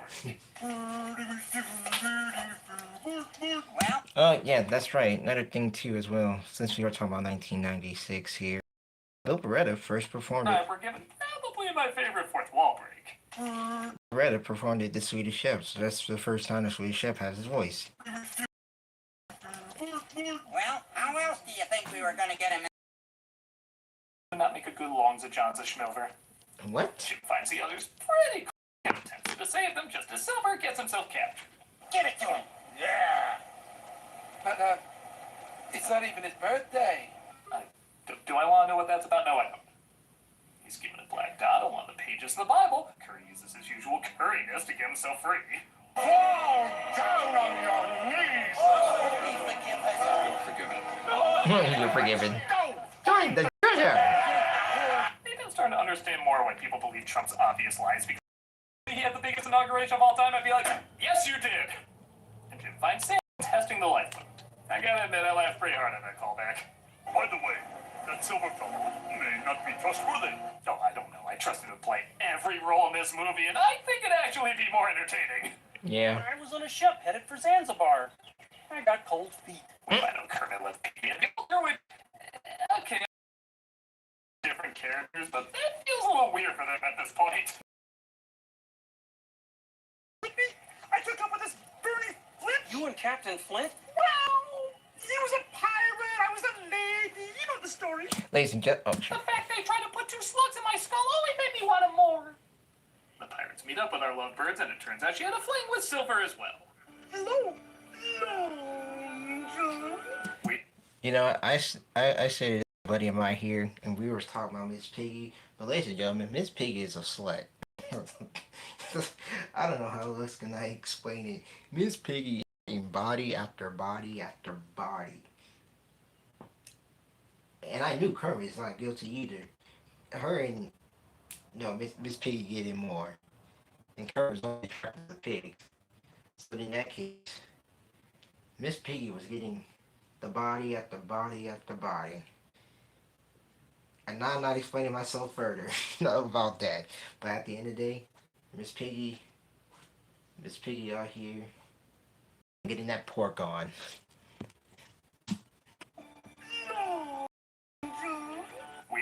exactly why she said his name that way. Mhm.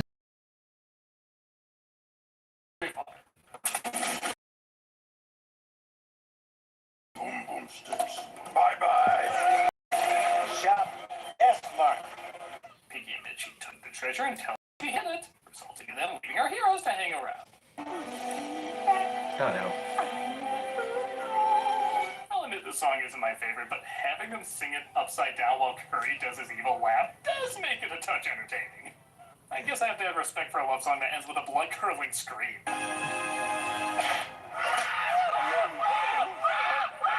Hawkins makes the crew think the ghost of Sam has returned and they all flee. They even manage to save Kermit and Piggy. While crew are left at the big sword fight with little to no footwork being shown. Watch out, Mr. Arrow! But aren't you supposed to be fighting against us? I love you guys. Really built up that payoff. Yeah. God, I love how Kurt doesn't need a wig comeback to make him cool. All he needs to do is laugh. I can pick on somebody your own size, huh?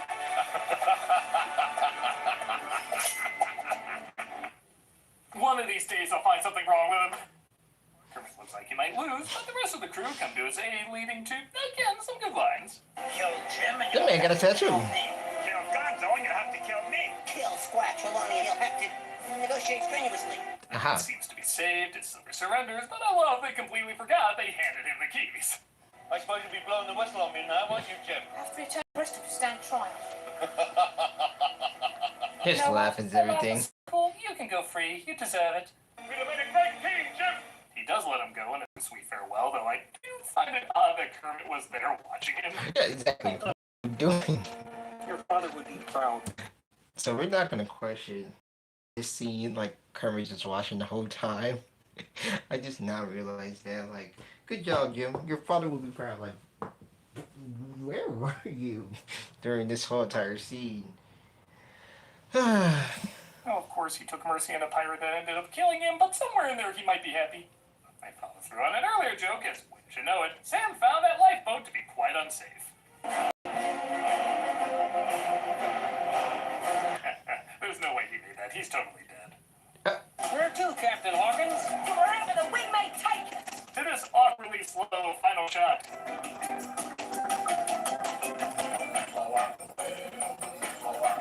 10 seconds later. Another 10 seconds later. Another 10 seconds later. The end. Introducing Pro Planet Badge, the next generation. Is that AI?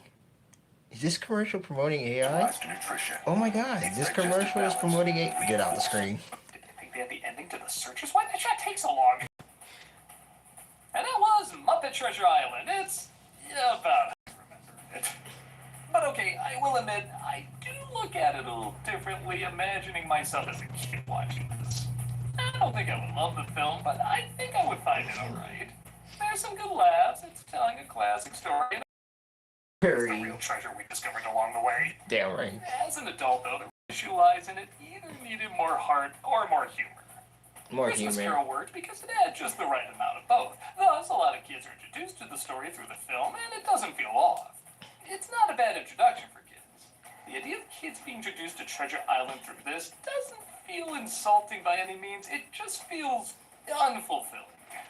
Even though Muppets were in Christmas Carol, you can still see why that would be a great story told years later, even the Muppets weren't in it. I wouldn't see why this was such a great story if this was my introduction to it. But again, it's not like it didn't capture any of the charm or heart of the original tale, or in the Muppets' comedic timing. I do think there's an audience of younger people out there, and probably people who grew up with it, that probably find it, okay, not very treasured, but just charmingly hammy in the right ways. I'm a nostalgia guy, remember? You don't have it.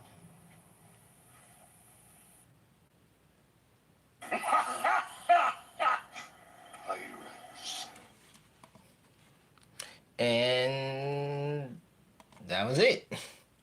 Great review, isn't it?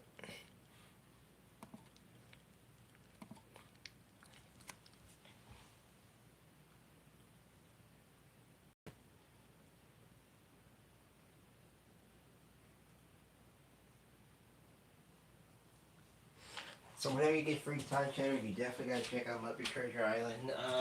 Still a great watch, still enjoyable. But just at the time when the Muppets were still being relevant, you know, different time, different measures.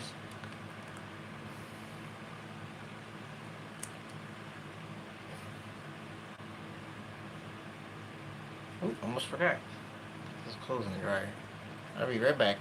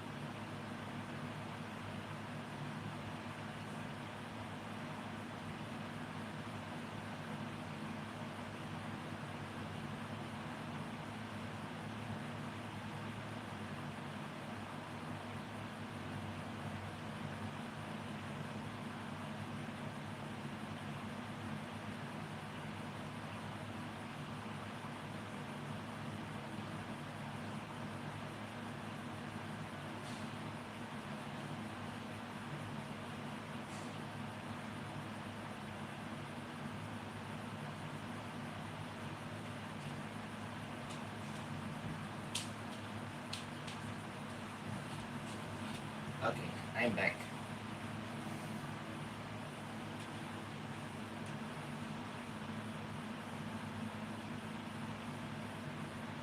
There we go. Oh wait, hold on a second.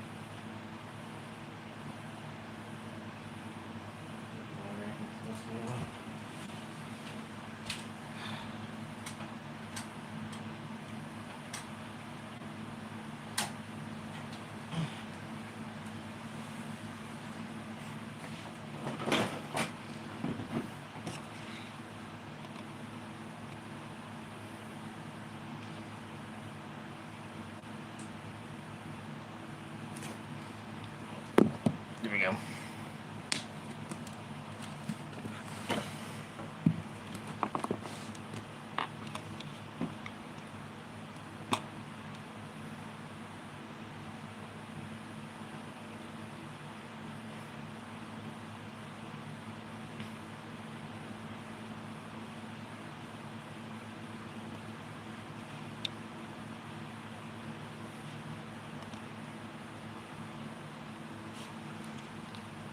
Alright, so since that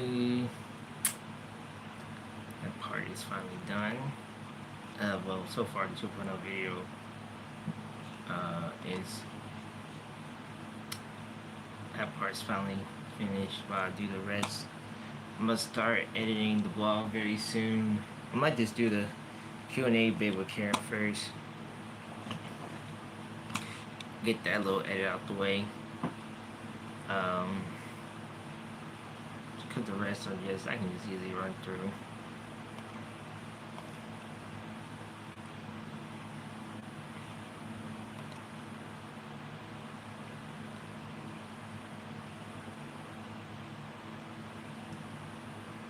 And then also tomorrow too, guys, the Live at Looney Birds audio will be released.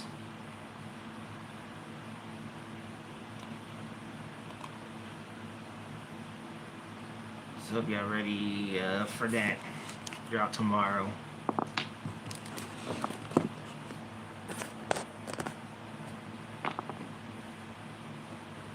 Yes, that's for plug reminders. Yeah, exactly. I'm gonna try to draw some more stuff like I can find around in the folders. Ouch. I don't think I do much talk about, but you know, I do have some J-Fast audio that's been private for like, I've been having private for like a good while. I need to, well, they're like Halloween style songs, and I was supposed to upload those. I forgot when I came across those bad boys, and I was supposed to upload them during that Halloween season, but I never did. But I gotta do timestamps for it too, because I don't know much about J-Fast. I just knew about the audios was for the Six Flags Oh yeah, this has been since 2024. Yeah, since 2024. So if I remember, like, whenever October, like, gets nearby close, then if I remember, then I'll have it out. Well, it was uploaded since December 13th of 2024, but I just never got a chance to bring it out.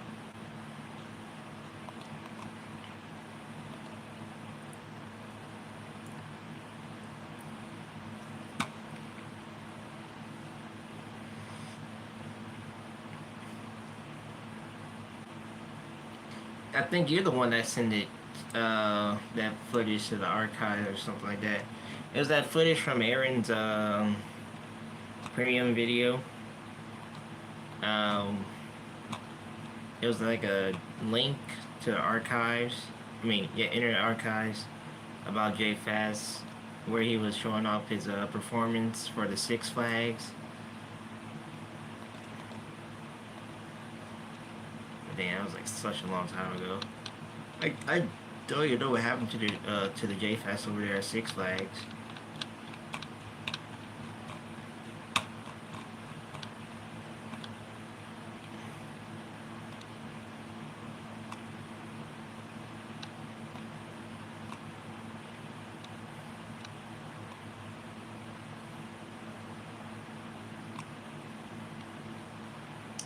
And I thought about doing like just playing the footage, but I didn't want Aaron jumping on me and then like taking down my video, because you know it came from his premium channel, so someone must have like got it from his premium channel, access from it, and I don't want Aaron coming after me and then start like copyrighting my whole channel or that one particular video in general, because he did that with the Harlock Bear show for what was it?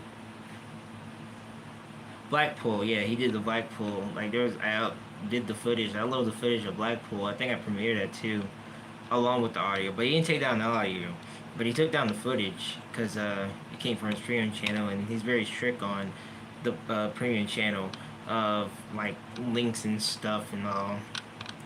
So I'm like, oh, okay, it's cool, it's whatever. But somebody else still has the actual footage on their channel, so I guess it's okay to take down mine. So it's cool though, it's whatever. So that's why I fear, like, if I just do the J Fast, will he like snoop up and be like, oh, gotta copyright you down because this is the old video and it came from the premium channel.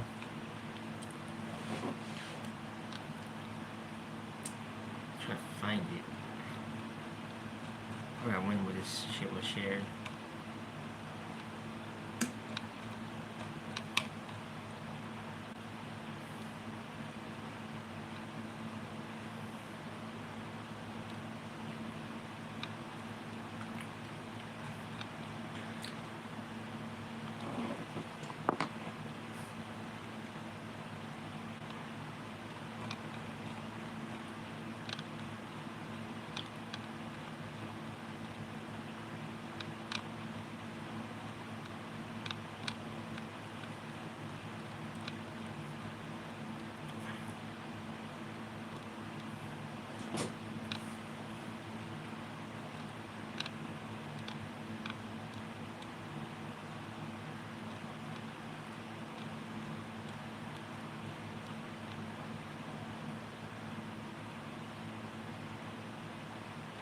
Let me see, I'm looking for it right now. Lee. It wasn't in here. This server.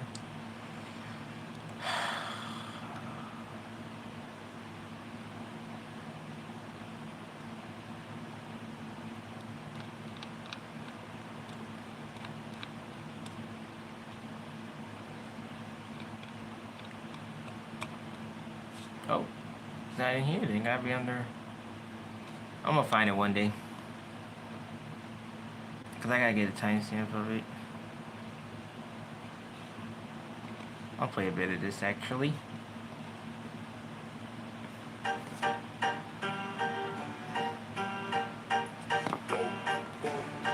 Wait!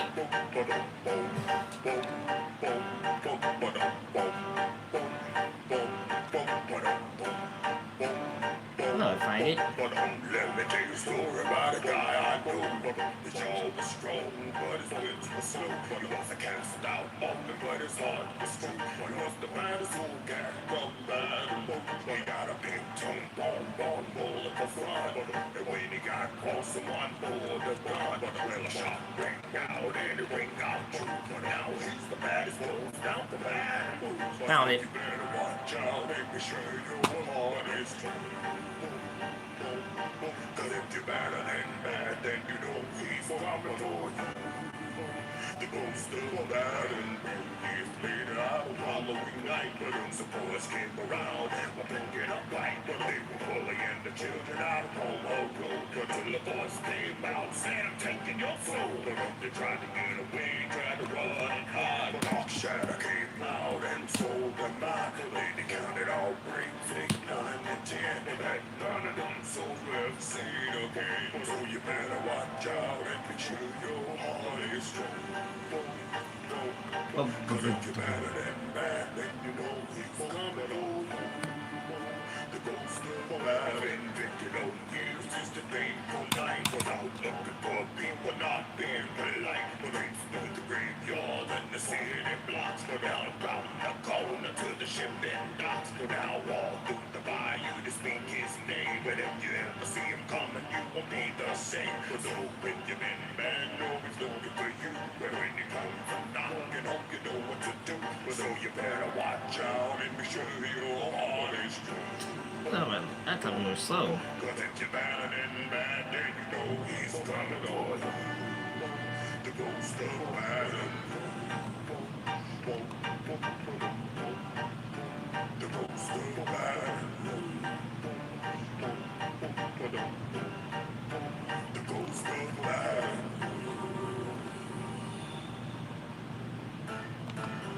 Alright, that's what I'm getting. And you know what? I changed my mind. I'm not gonna wait till no freaking Halloween, because probably by the time October comes, I'm gonna forget that it's been private for a very long time. I'm gonna release this sucker. I'm probably gonna release this audio. Either way, I forgot. It's under the Master Archives, under the Showbiz.com. So the Ghost of Baton Rouge, Marie, what was the other one? Marie Levita, I think. He also did Monster Mash, Purple People Eater, They All Asked For You, and The Witch Doctor. Yeah, I gotta go through it. Did I put these in 4K quality? Maybe I did. I did. Yeah, I'm gonna go through this. Yeah, I got to. This will probably be the last one you'll see out of February, which will be, if I can have this out by next Saturday, then I'll release by next Saturday. Yeah. I just gotta listen to all of them again, because I just put the whole entire video through. So, oh well.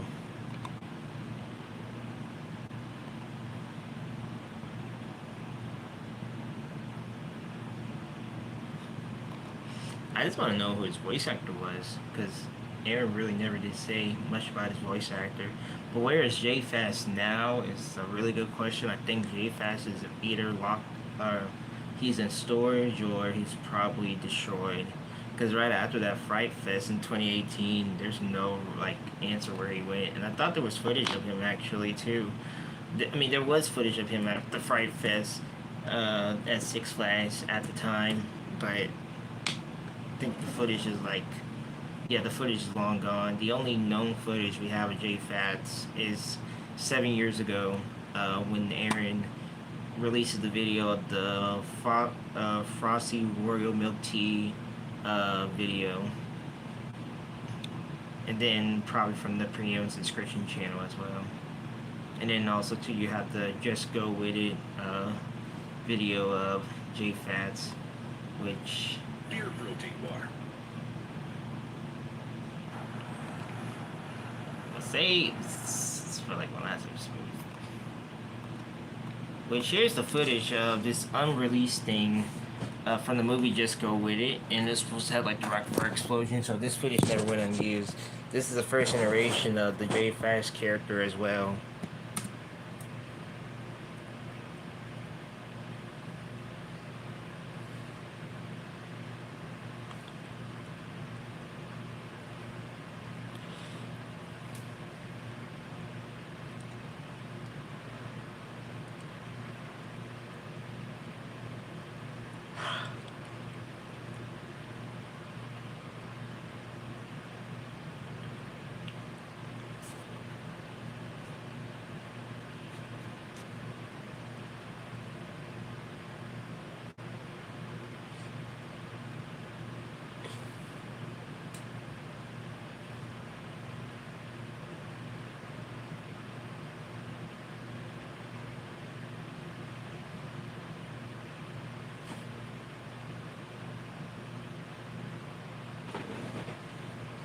They were. This was supposed to have sound, but I guess YouTube took off the sound. Oh, no, mind. This video has no audio.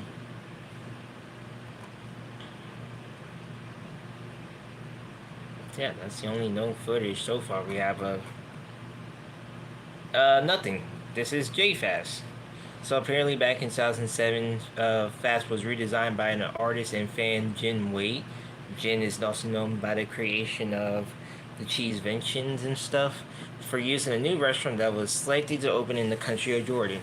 This version was altered at the customer's request as they wanted a friendly, less version character. So this was J-Fast. J-Fast was a friendlier version of Fast because people think that Fast is scary. So yeah. And it was supposed to be called J-Fast, or I mean not J-Fast. The place was supposed to be called J-Fast Pizza, but it never went through. This is the only picture, but yeah. I think in the documentary, let me look at the documentary. I think he mentioned about J-Fast in the documentary.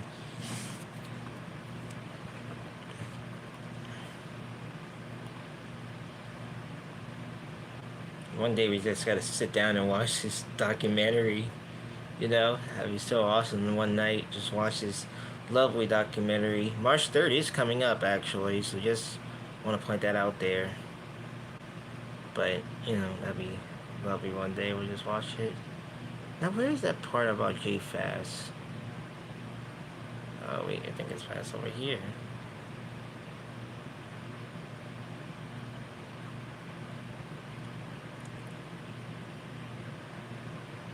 Yes, we're in the warehouse. Whoops.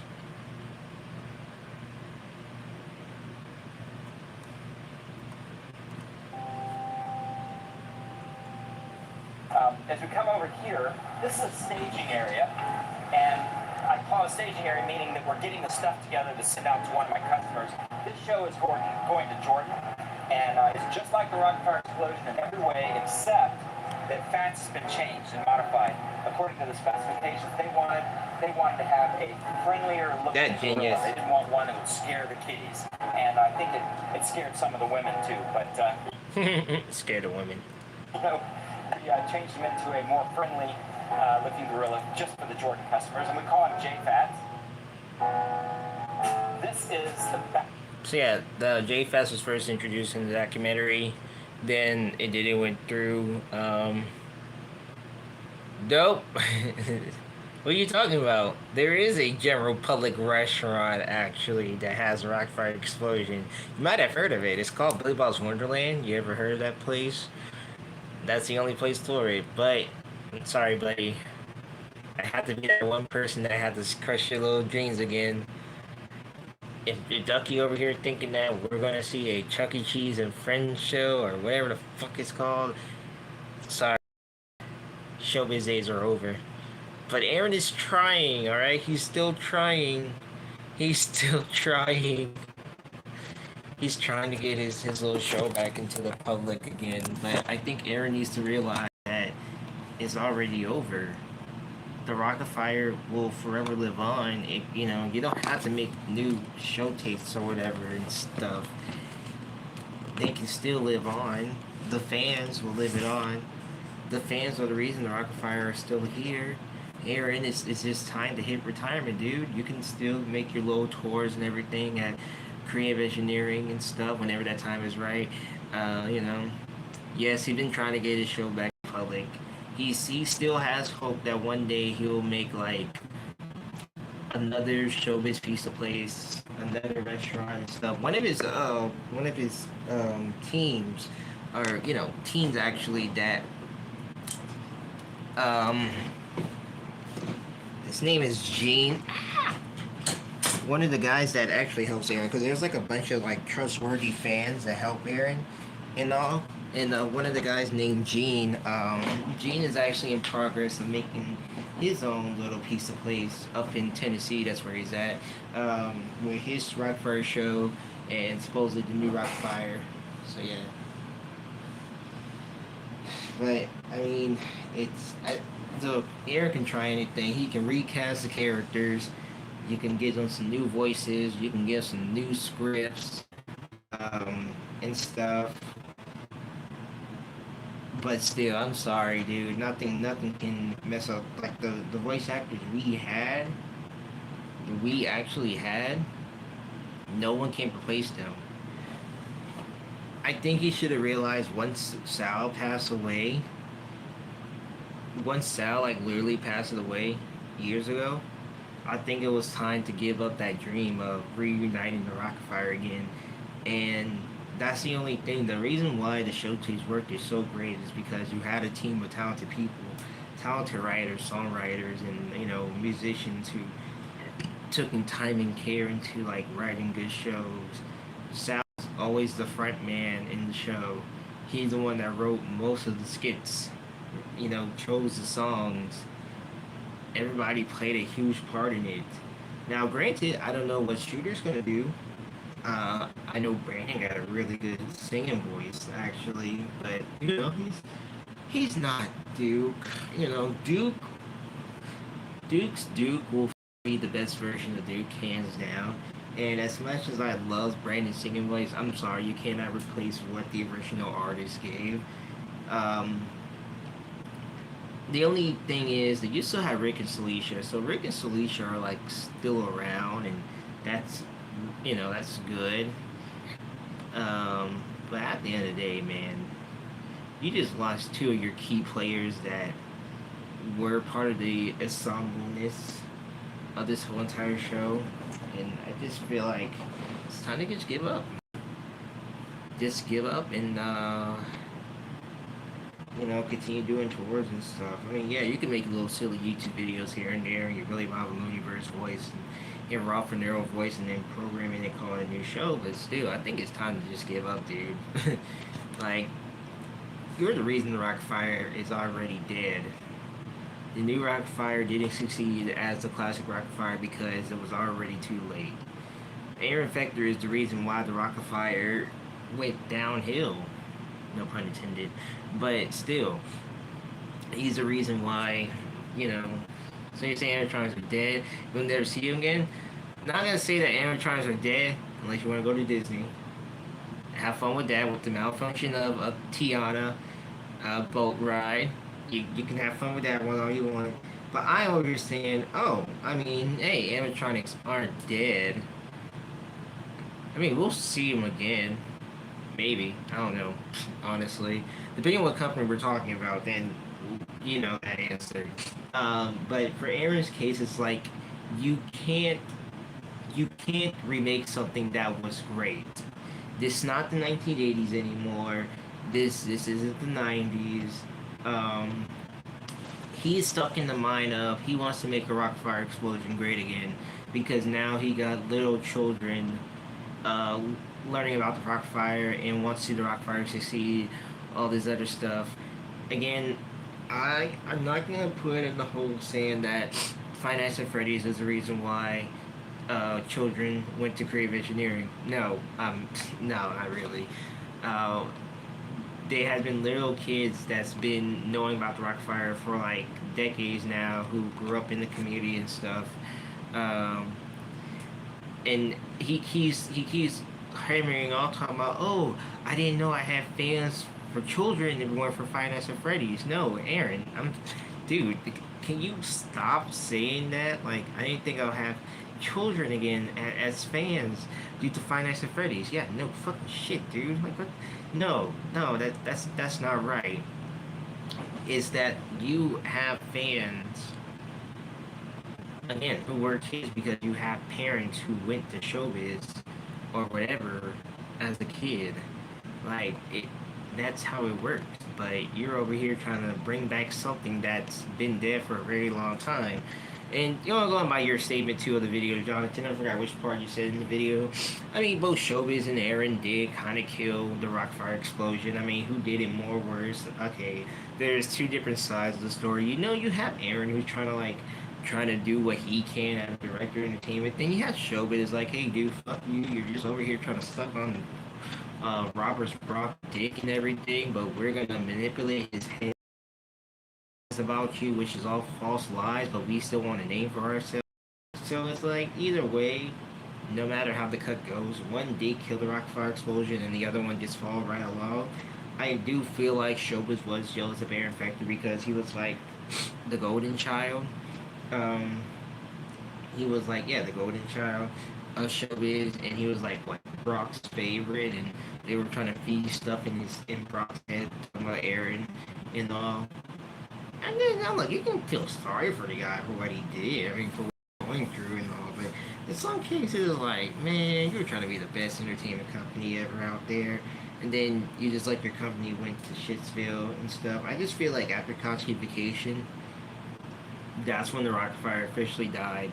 It's like after Koski Vacation, I think it was time for them to like go away and just like, okay, continue them in these family entertainment centers, the Circus Pizza, the Pistol Pete's, you know, bring out the show selector system, but you still had claims like, oh yes, they had Green for Rockfire, TV shows and movies and all this other stuff. Achieve those both things, a TV show, supposedly, and a movie that is absolutely garbage, I guess, but yeah, that's crazy. I don't see the Rockfire coming back to the. He's been trying for a very, very long time. I just think it's just time to just let sleeping dogs lie. Honestly, just kind of let sleeping dogs lie and just, you know, enjoy the fact that you're still around at Creative Engineering and you got your show and everything. You know, I mean, it could be worse. You're gonna get the show over to Jack, and then once Jack get a hold of that show, guys, we're fucked. I can say, like, once Aaron like passed the torch over to Jack, we're fucked. So, guess who won? Is you even know about the kids or where they came from? Guess. Yeah, exactly.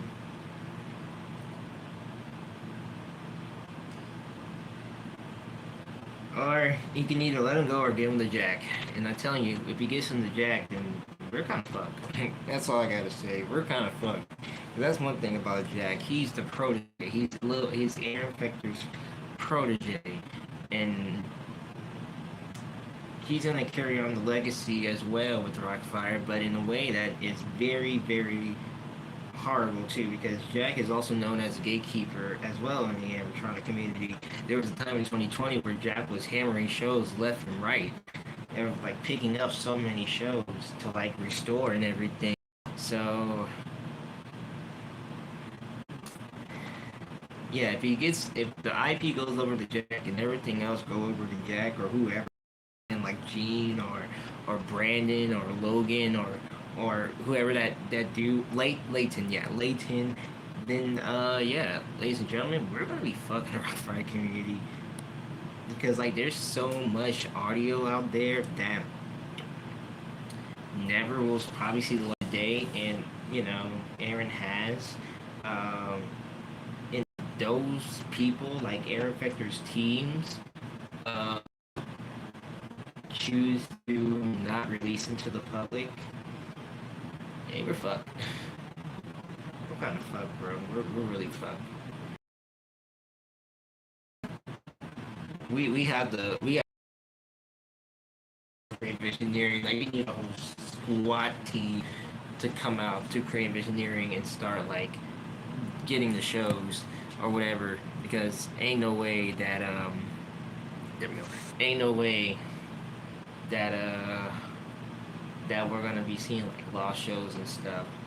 Never see the light of day. But yeah, like I said, if we give it to Jack, we're gonna be fucked because he's someone who likes to gatekeep a lot of things from the community as well.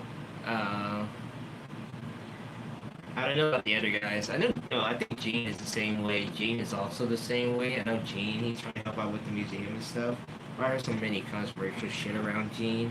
But either way, so look out for him. Layton. There's I think there's some other crew of people out there that, but still, if that ever happens, here's the thing, if that ever happens, then yeah, we gotta squad up,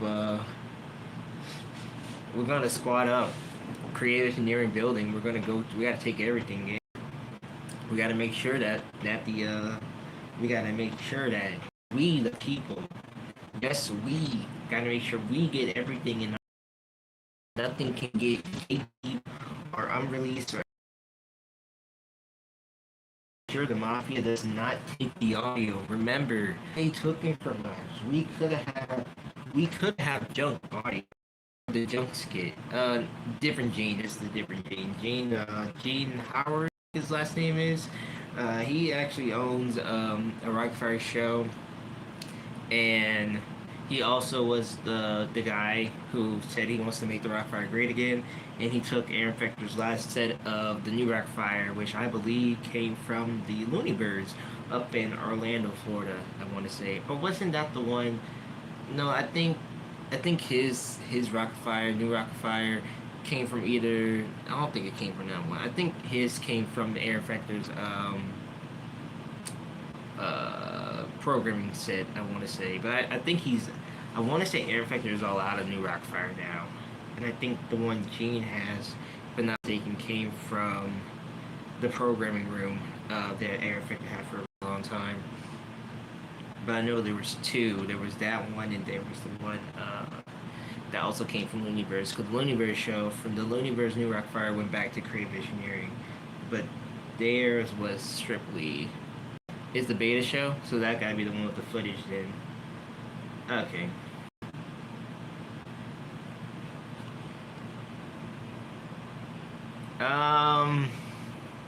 You got Jacob's show. Jacob got, well, Jacob lives in Illinois. I interviewed him on a talk show. He has Duke and Missy, Looney Birdhead, Gene show. There's another fan I see on TikTok. He has a Billy Bob, came from Odyssey. Connor's show, which he has a Beach Bear. I think that's all I know who has like a new rock. I think David has a Fats, I want to say. I think he has a Fats, but I think he has a Billy Bob too. Oh, you had Damon. Damon still has his Looney Bird, his midget Looney Bird, but he disabled him because he's selling the Looney Bird. He's selling Major Looney Bird now. Actually, no success on that one. And I think that's all who has like a new Rockfire. So no, the new Rockfires, they were made a lot, so there weren't like a lot as like considered like classic shows. So I want to say not many. I want to say the rest probably did got destroyed, but there's not much. And then there was like this pirate character too, closed up with the Six Flags, and I don't know what happened with that pirate character.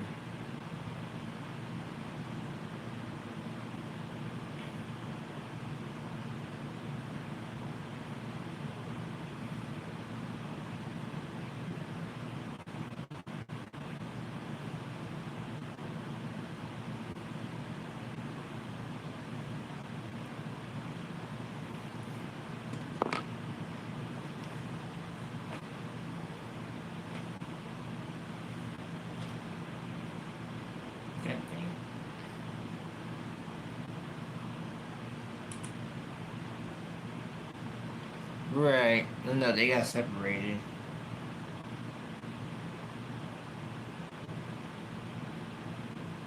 No, Tabo and Travis don't have a new Rockfire bots. I just thought about that too. They did. They had the whatchamacallit bots. Missy from the Canada store. That's right. They didn't get no new Rockfire bots.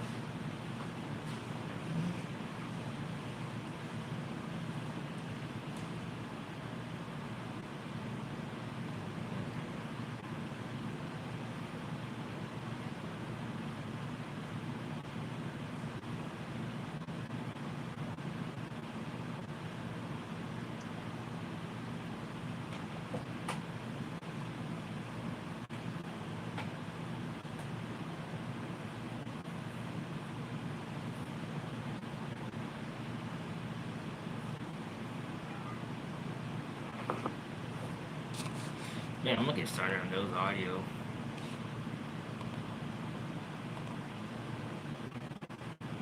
I gotta look through those bad boys again.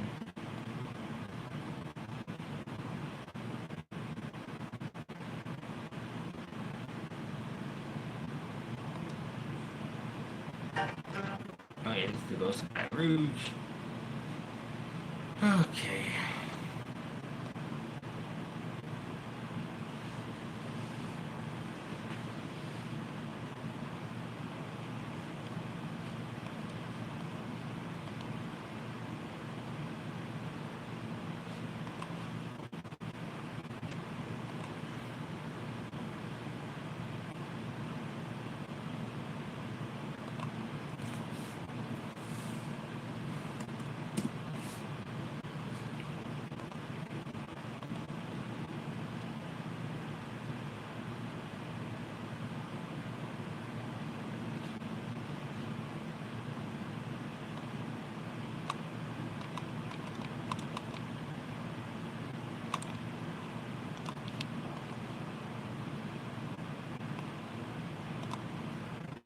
Alright.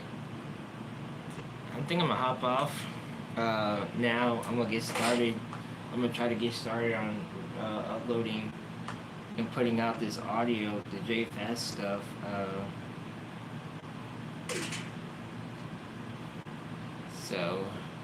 But yeah, tomorrow the Looney Bird audio is gonna drop, and then I'll probably have this out by next Saturday. I just gotta listen to all these freaking songs again because I have not listened to these in a long time.